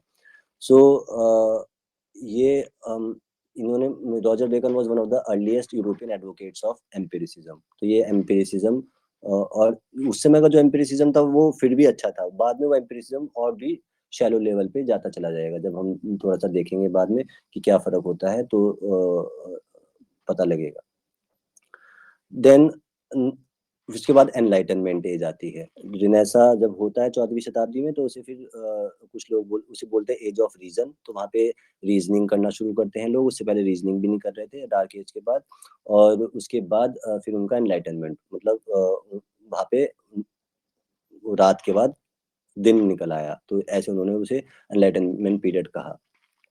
तो it was marked bye movement away from religion, क्योंकि बहुत सारा रिलीजन कबाल, हर चीज क्रिश्चियनाइजेशन, क्रिश्चियनिटी और क्रिश्चियन थियोलॉजी, इस्लामिक थियोलॉजी, सब कुछ जो है वो थियोलॉजी थियोलॉजी क्रिश्चियन जो रिलीजन, तो बहुत कुछ उन्होंने मतलब रिजिड कर दिया और बहुत ना लिमिट कर दिया सभी को। तो उसके बाद फिर वो विद्रोह तो होता ही है, क्रांति होती है, और जैसे जैसे वो विचार आया, ये अभिकैना के और बाकी और लोग जो भी फिलोसोफर्स हो रहे थे, एक्यूनास वगैरह, या क्रिश्चियन स्कॉलर्स भी हुए हैं, तो वो जो हो रहे थे उनके विचार जब आए तो उन्होंने फिर रिवोल्ट किया, मूवमेंट किया, और it was marked by a movement और started a movement of which lead to away from religion, मतलब रिलीजन से दूर जाना है।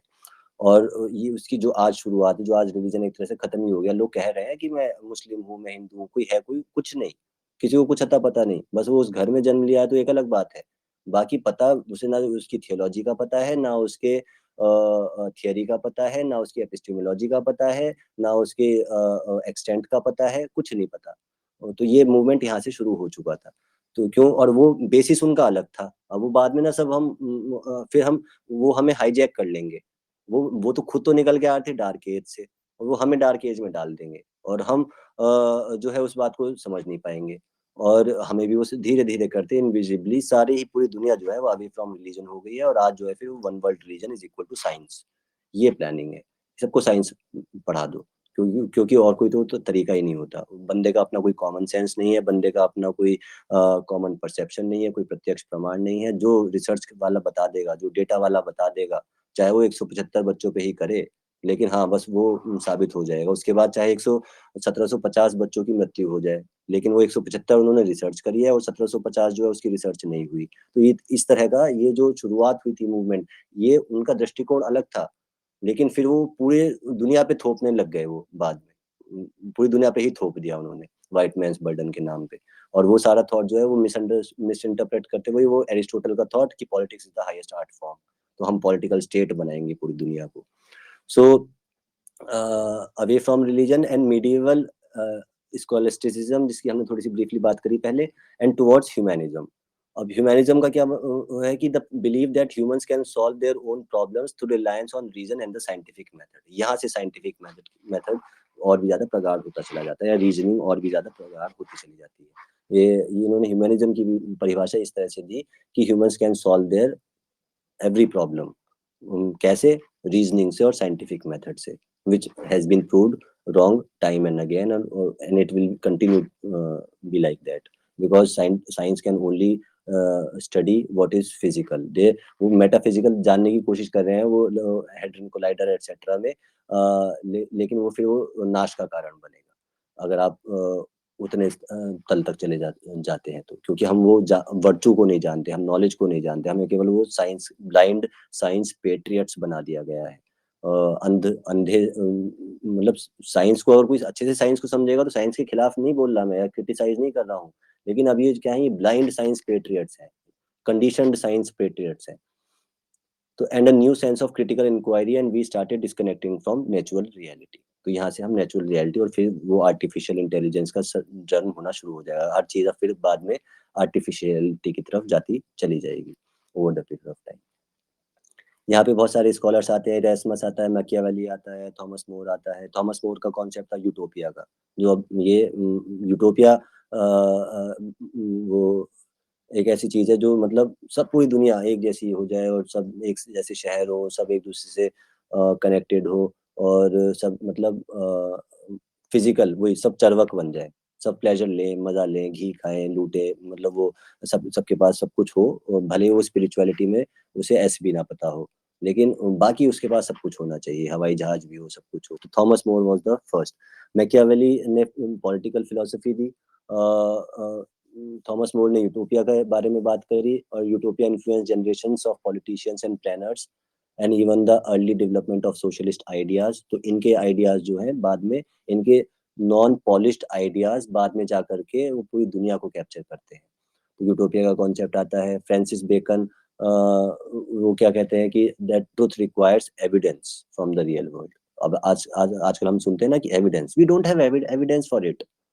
भले ही वो सामने प्रत्यक्ष हो, लेकिन we don't have evidence for it, या उसे किसी और अनुमान लगा के या कंपैरिजन करके या वो किसी और माध्यम से उसे एस्टेब्लिश किया जा सकता है। नहीं, we don't have any evidence for it. तो इसका जो शुरुआत हुई थी वो फ्रांसिस बेकन जैसे लोगों से, मतलब यहाँ यहाँ पे वो सब कुछ शुरू हो चुका था।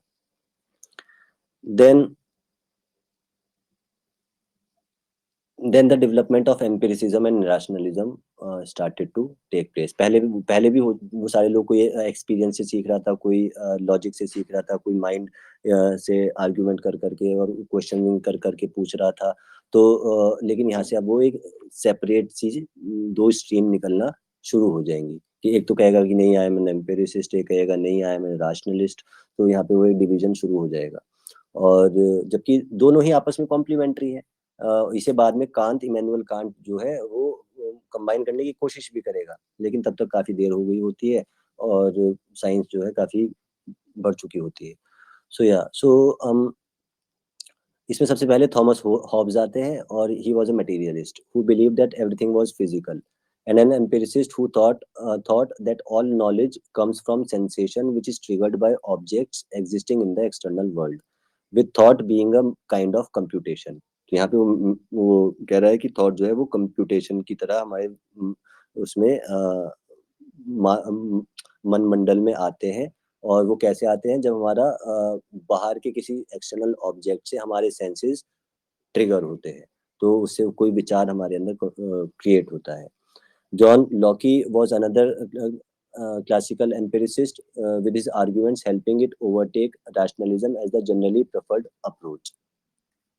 Then बाद में डेविड ह्यूम आते हैं और जॉर्ज बकली, इसके बारे में हम करेंगे थोड़ी सी चर्चा। सो या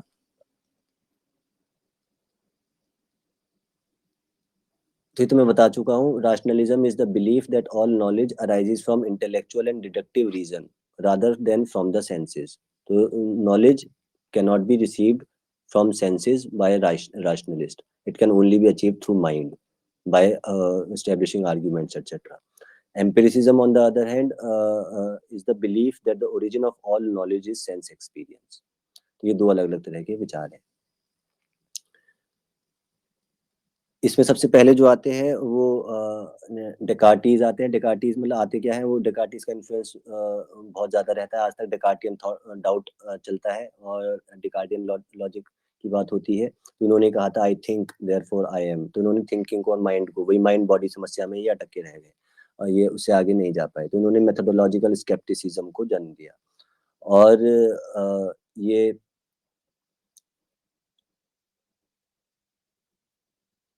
his main objective was to shut off everything about which there could be even a suspicion of doubt, to arrive at the single indubitable principle that he possessed consciousness and was able to think. So ये कह रहा है कि जब तक कोई doubt रहता है तब तक उस पे शंका करते रहो, सोचते रहो, चिंतन करते रहो, which is good, कि चिंतन करते रहो, उसे छाटते रहो।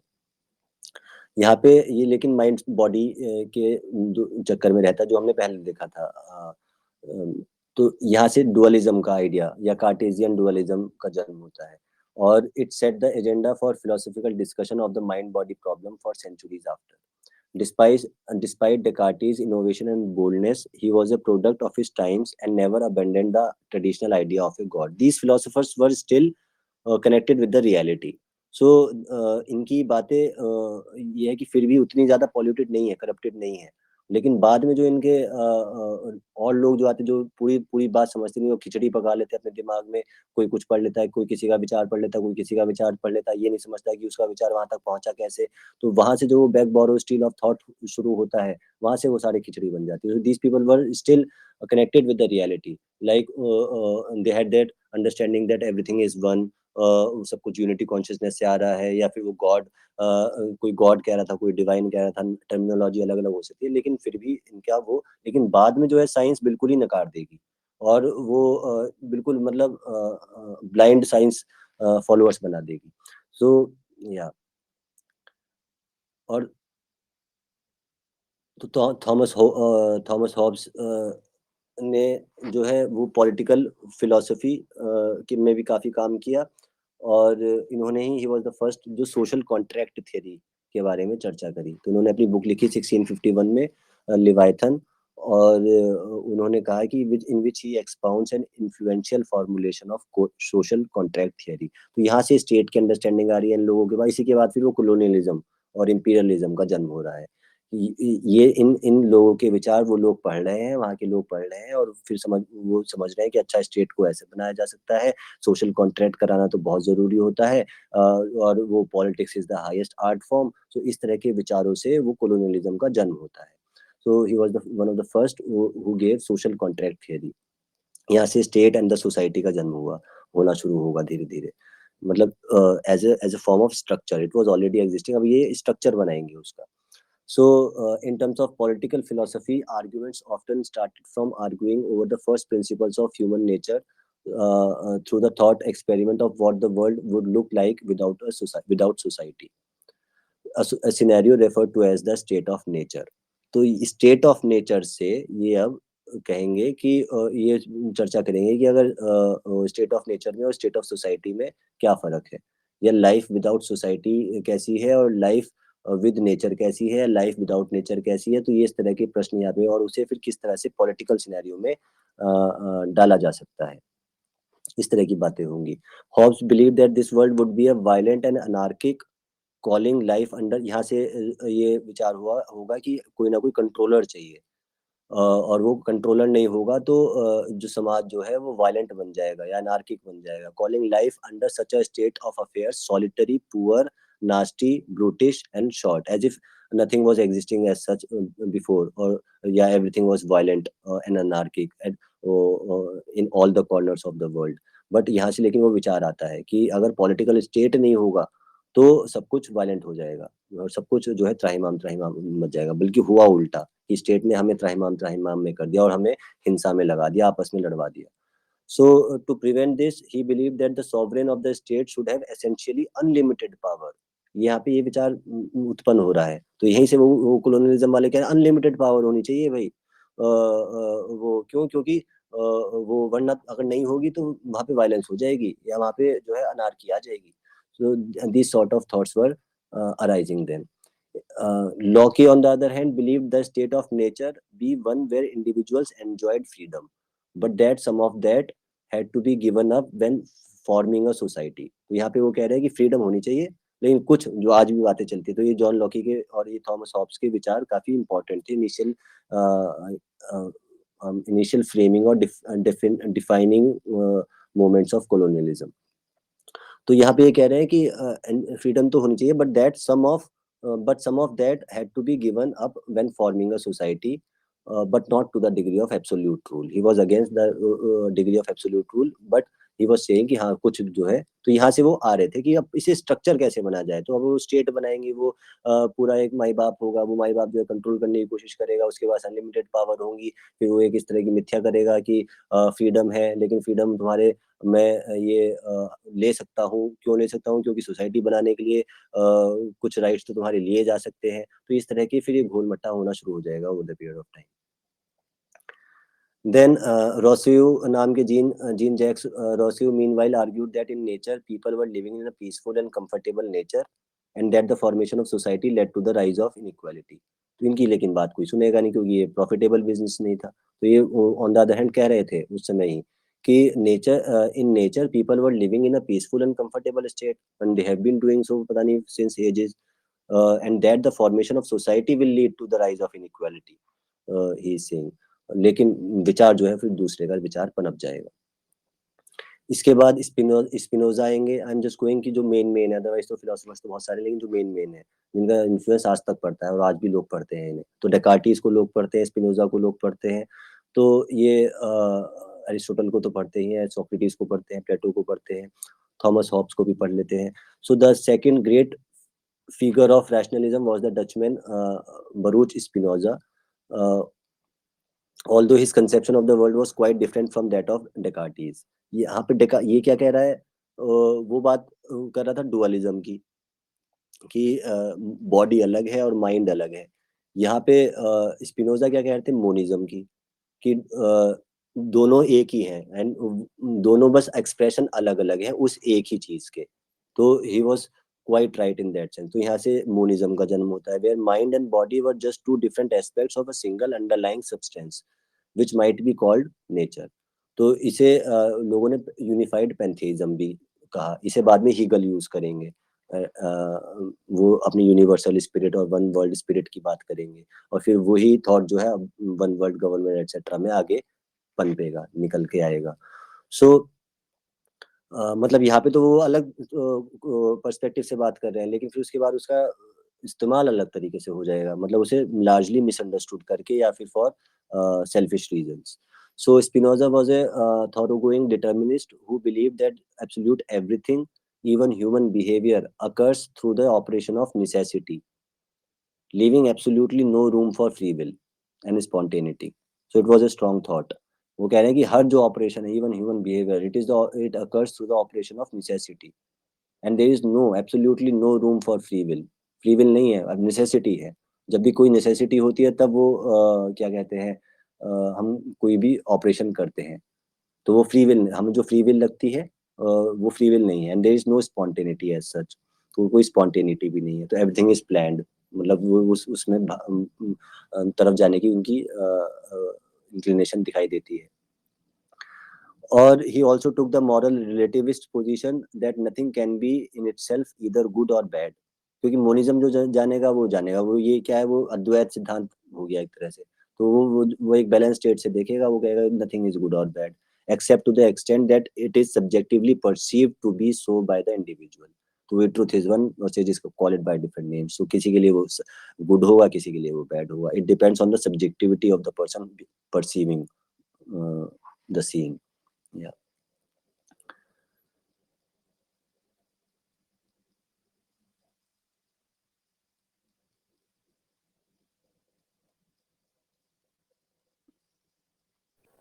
So इसमें like as we saw कि एरिस्टोटल वहां से थॉट्स जो उनके जो कॉज एंड इफेक्ट जो आते रहे आगे, even though when these people thought these things, तो they were unaware कि how will it turn out to be आगे जाके, but given that it has a huge impact on basically everything कि इसने वो रियलिटी शेप कर दिया ना एक तरह से यस, ये इसीलिए बेसिकली। यस, एक विचार जो है वो पूरी रियलिटी बदल देता है।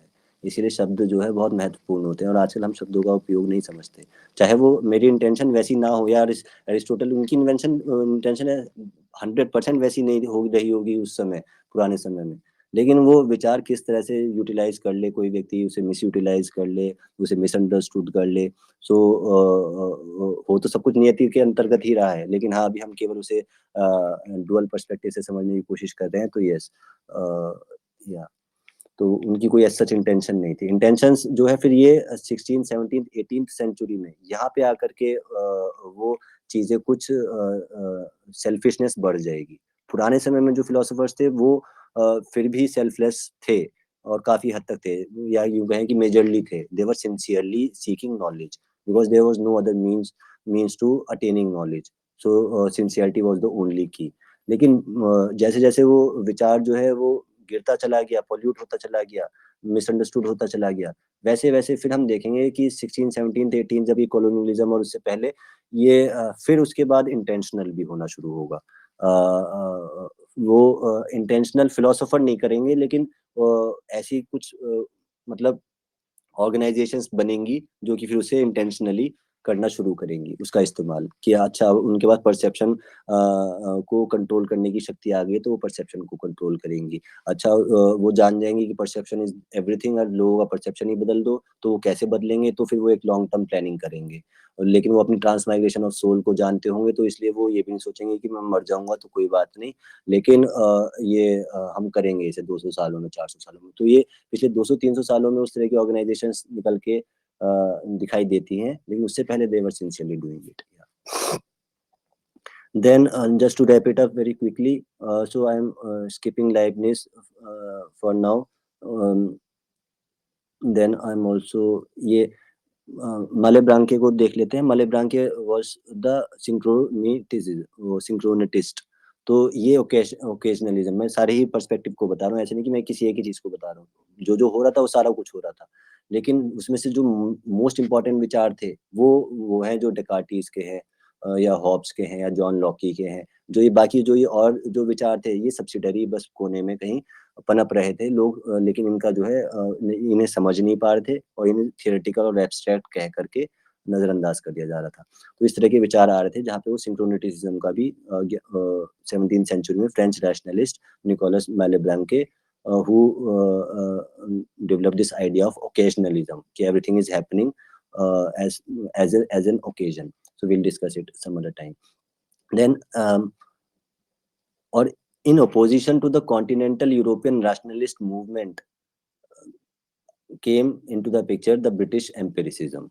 तो ये दोनों अब आपस में, एक तो कॉन्टिनेंटल यूरोपियन रैशनलिस्ट मूवमेंट होगा और एक ब्रिटिश एम्पिरिसिज्म आएगा, और ये दोनों आपस में सारा का सारा थॉट को बनाएंगे, मतलब थॉट जो आज हम देखते हैं जिस हिसाब से भी।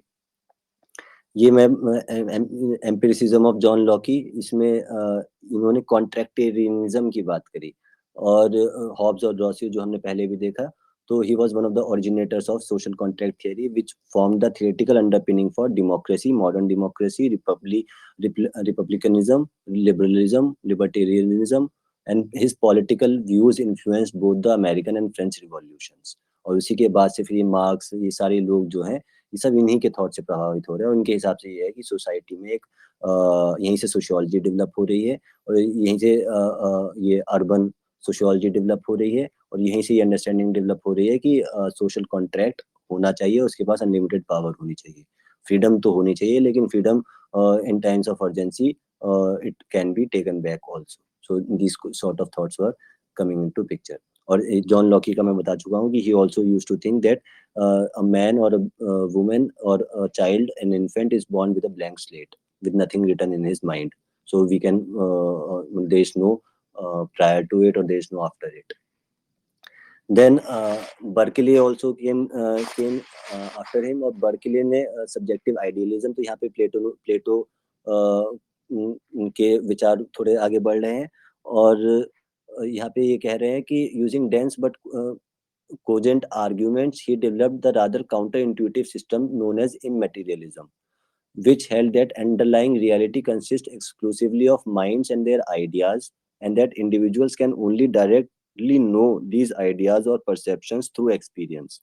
तो ये कह रहे हैं कि underlying reality consists exclusively of minds and their ideas, मतलब सब कुछ माइंड है, और जो माइंड से आप परसीव कर सकते हो एक्सपीरियंस के जरिए, वही सत्य है, उसके अलावा कोई और सत्य नहीं है।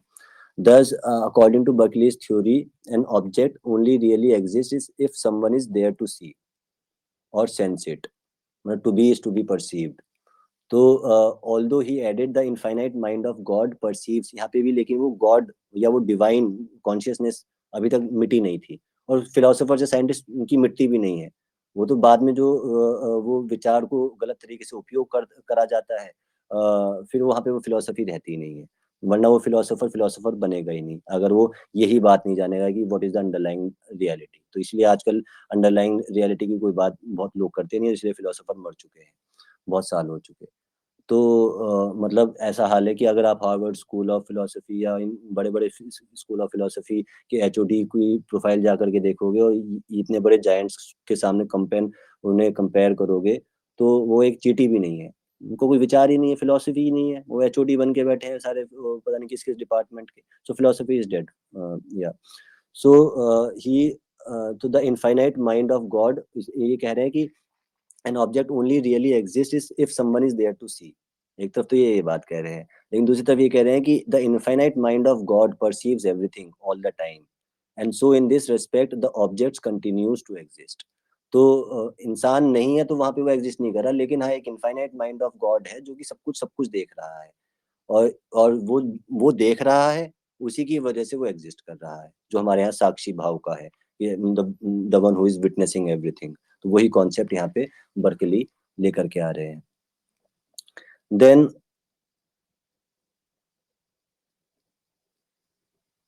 इसके विपरीत जो among the non aligned philosophers जो थे वो क्या कर रहे थे, और ये पर्टिकुलरली पॉलिटिकल फिलोसफी, यहाँ पे पॉलिटिकल फिलोसफी, स्टेट कैसे बनाया जाए, सोसाइटी कैसे बनाई जाए, सोसाइटी में कैसे व्यवस्था लाई जाए, और वो रॉयसू जैसे, सॉरी, ये जीन जैक्स जैसे, हाँ, जीन जैक्स जैसे ये लोगों को नजरअंदाज करा जा रहा था, बस पॉलिटिक्स पॉलिटिक्स पॉलिटिक्स, इस पे सारा फोकस करा जा रहा था।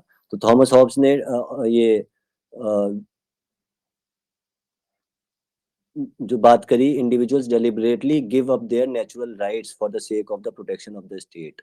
ये यहाँ पे ये बात इस तरह की बोलते हैं अपनी बुक लिवाइथन में कि how the in his book Leviathan, how the natural state of mankind was brute-like and poor, and how the modern state was a kind of social contract where individuals deliberately give up their natural rights for the sake of protection by the state, which is happening now also. The state is protecting us, so we can give our rights.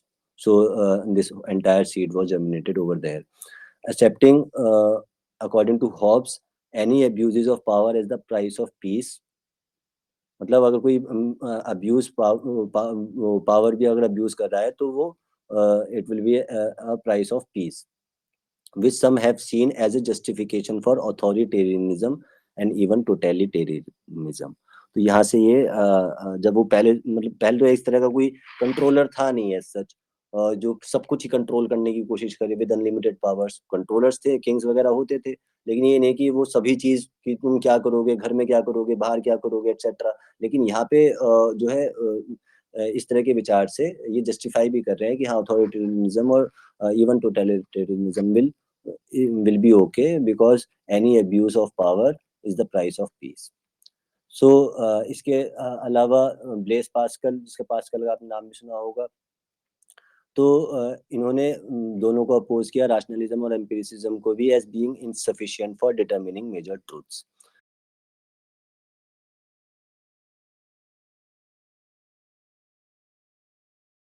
Then Adam Smith is another important, जिसने wealth of nations, यहाँ से nation का concept बन के निकलेगा, और उसके बाद फिर लीग ऑफ नेशंस बनेगी, और लीग ऑफ नेशंस के बाद फिर यूनाइटेड नेशंस बनेगी।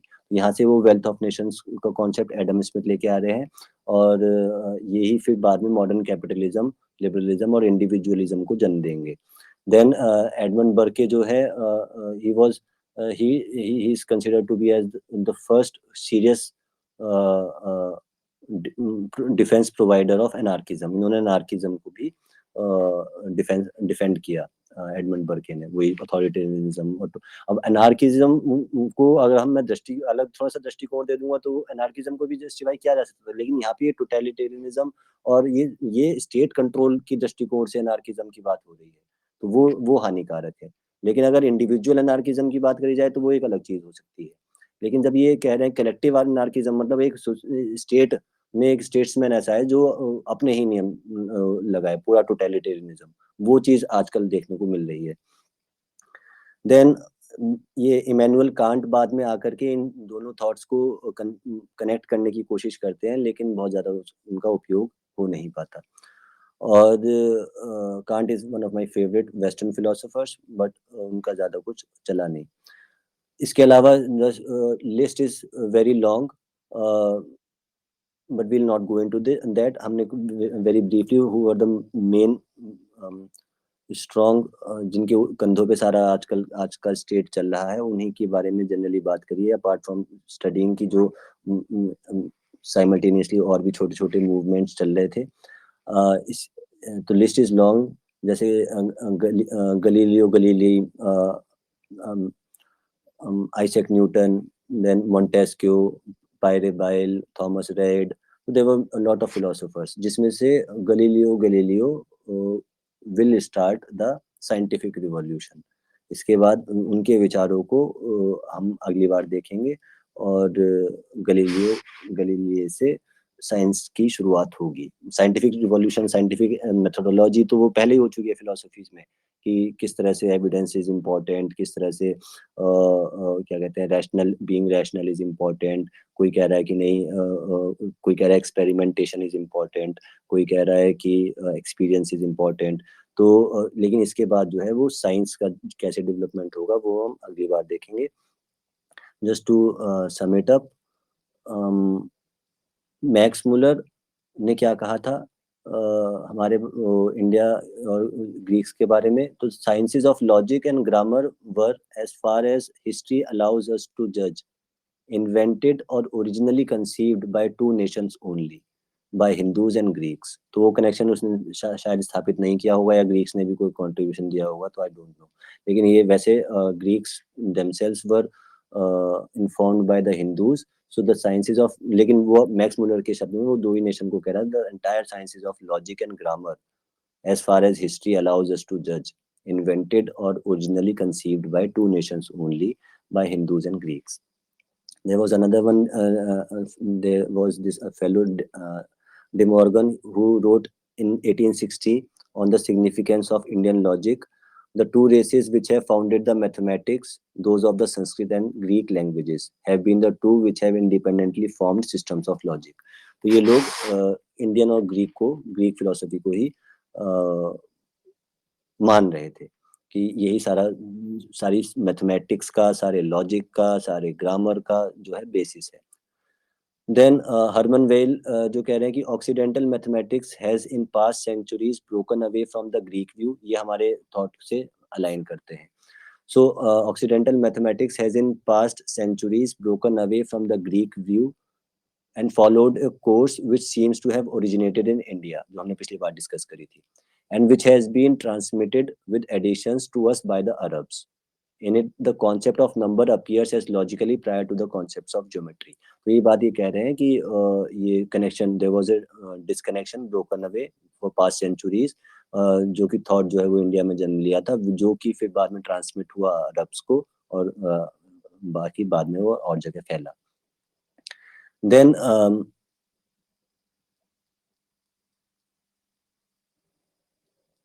there were others also, जैसे जॉर्ज बूल थे, बूले थे, उनकी पत्नी ने ओपन लेटर डॉक्टर बोस को लिखा था, जिसमें उन्होंने, उसका टाइटल ये था Indian thought and western science in the 19th century. तो उसमें उन्होंने बड़ी इसके बारे में, इंडियन लॉजिक और एक्सेट्रा के बारे में बात करी थी। Then in appreciation of complexity of the Indian philosophy, T.S. Eliot wrote that the great philosophers of India make most of the great European philosophers look like schoolboys. तो ये T.S. खुद ही कह रहे हैं इस बात को कि the great philosophers of India make most of the great European philosophers looks like schoolboys. सो जो कि एक न्यूट्रल पर्सपेक्टिव देगा वो आराम से समझ जाएगा। जिसका कोई एजेंडा होगा वो, या जो बिल्कुल अभी इस बुद्धि से समर्थ नहीं होगा, तो उसका तो क्या ही कर सकते हैं। लेकिन जो बुद्धि से समर्थ होगा और उसका कोई एजेंडा नहीं होगा, उसे साफ साफ दिखाई दे जाएगी ये बात। तो टीएस इलियट को भी ये दिखाई दे गई थी ये बात कि कितनी गहरी है इंडियन फिलोसफी। तो केवल एक चंदा, और इंडियन फिलोसफी को ही नहीं समझ पाए हैं, इसलिए हमारी दुर्गति हुई है पूरी दुनिया की। अब वापस से हमें वही इंडियन फिलोसफी को वापस लोगों तक समझाना है कि और कितने तरीके हैं ज्ञान प्राप्ति करने के, केवल साइंस नहीं हो, तो साइंस को तोड़ना है, क्योंकि science has become to much now, too much. और साइंस इतना हो चुका है कि लोग नहीं उससे निकल पा रहे हैं, और पढ़े लिखे भी और वैसे भी नहीं निकल पा रहे, क्योंकि सबको कंडीशन कर लिया है और सभी सोचने लगे कि साइंस इज द सर्वश्रेष्ठ अल्टीमेट थिंग। और वो मैनिपुलेशन वगैरह तो भूल ही जाओ कि वो किस तरह से मैनिपुलेटिव साइंस है। लेकिन science in itself is not, can never be absolute, और it can not be enforced, और वो थोपी तो किसी पे भी नहीं जा सकती। मैं नहीं मानता, मैं मानता हूँ कि प्रत्यक्ष प्रमाण दो, या आप मुझे दिखा दो कौन सा जीवाणु है जो मेरे शरीर में पीड़ा कर रहा है और मुझे परेशान कर रहा है। आप दिखाओ तो सही ना। जब तक नहीं दिखाओगे मैं नहीं मानूंगा। आपने लैब में करा, आपने रिसर्च करी, मैं नहीं मानता उसे। लेकिन आज क्या है, आपको मानना पड़ेगा, अन्यथा आपको सर्विसेज भी नहीं मिलेंगी। तो ये thought has gone too much now, और it has to be broken, otherwise people will not understand it and people will get victimized of it again and again, and this is needed to be stopped. Then Arthur Schopenhauer used Indian philosophy to improve upon Kantian thought.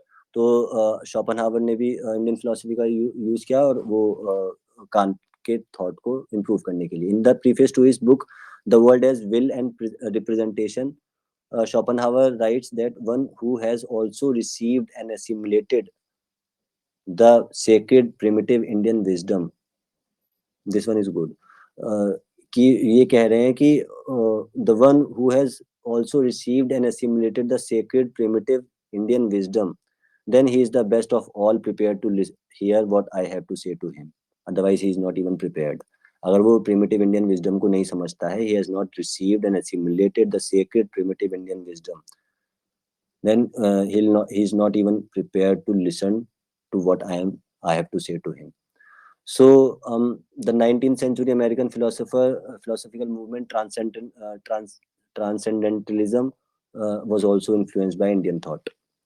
ये धीरे धीरे are निकलना शुरू हुआ. Karl young भी इसी बारे में पहुंचे, वो इंडियन फिलोसफी तक पहुंचे, लेकिन इसे पूरी तरह से पिक्चर में लेके आना है.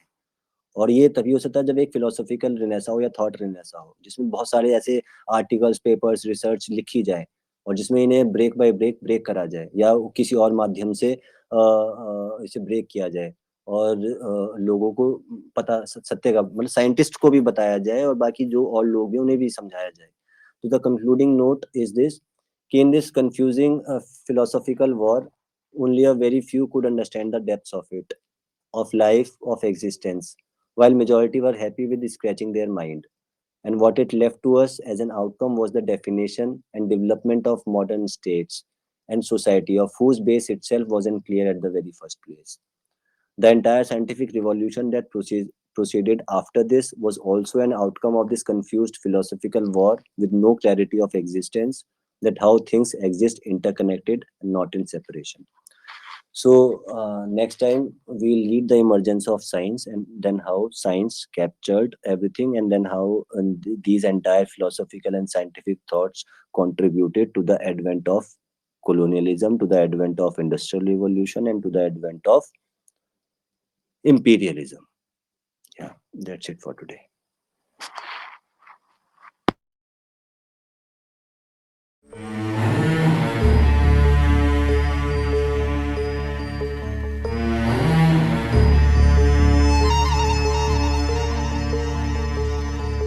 तुझ्या पायरीशी कुणी सान थोर नाही, साध सुन्या काळजाची तुझ्या कानी जाई. हे तरी देवा सरना ह्यो भोग कशा पायी, हरवली वाट दिशा अंधारल्या धाई. वाळूनी उधळतो जीव माय बापा, वनवायोरी पेटला. खेळ मांडला